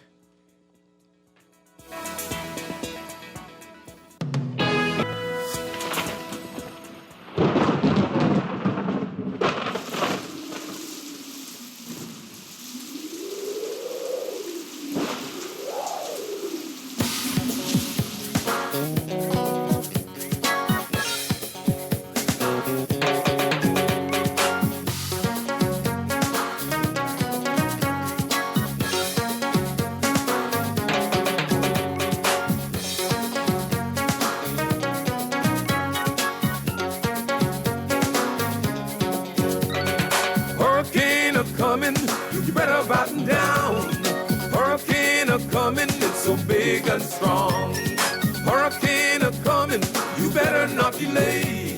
You better find shelter, cause it's headed your way. Said I'll huff and I'll puff. We are back here with Morning Blend Business on Guardian Radio 96.9. Dwight Strachan with Stephen Hanna, and we are talking with BPL about hurricane preparedness, health, and safety.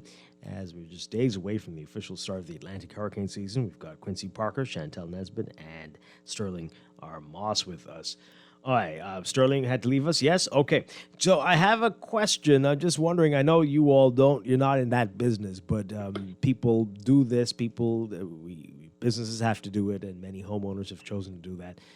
About people purchasing the wrong generators, the wrong type. Are we having any issues with that? Does that come before you all at all? Are there things that people need to keep in mind? So the only thing that I can say about that is to ensure that you purchase your generator from a reputable agent. Given that we are a member of the Chamber of Commerce, I guess I would recommend that you go through someone who is also a member of the Chamber of Commerce to acquire a generator. But I can't say anything. I don't think we should say anything more. How does one say anything more directed than that? Right. I will say that there is definitely a difference between some of the generators that you buy that are available in town. Yes. Okay, and of course, we've heard them or putting them in the house, and of course that is a no-no. Please don't put the generator in the house. Right. Yeah. Please don't. My goodness. All right, so Please don't.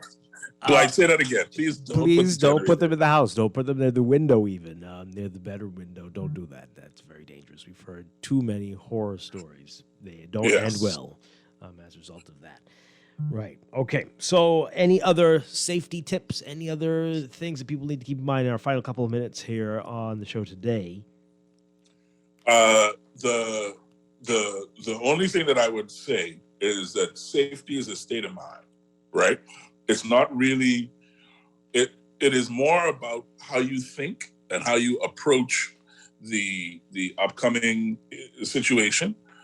And I really would encourage everyone to devote some time to strategically planning how you are going to navigate through the upcoming storm season.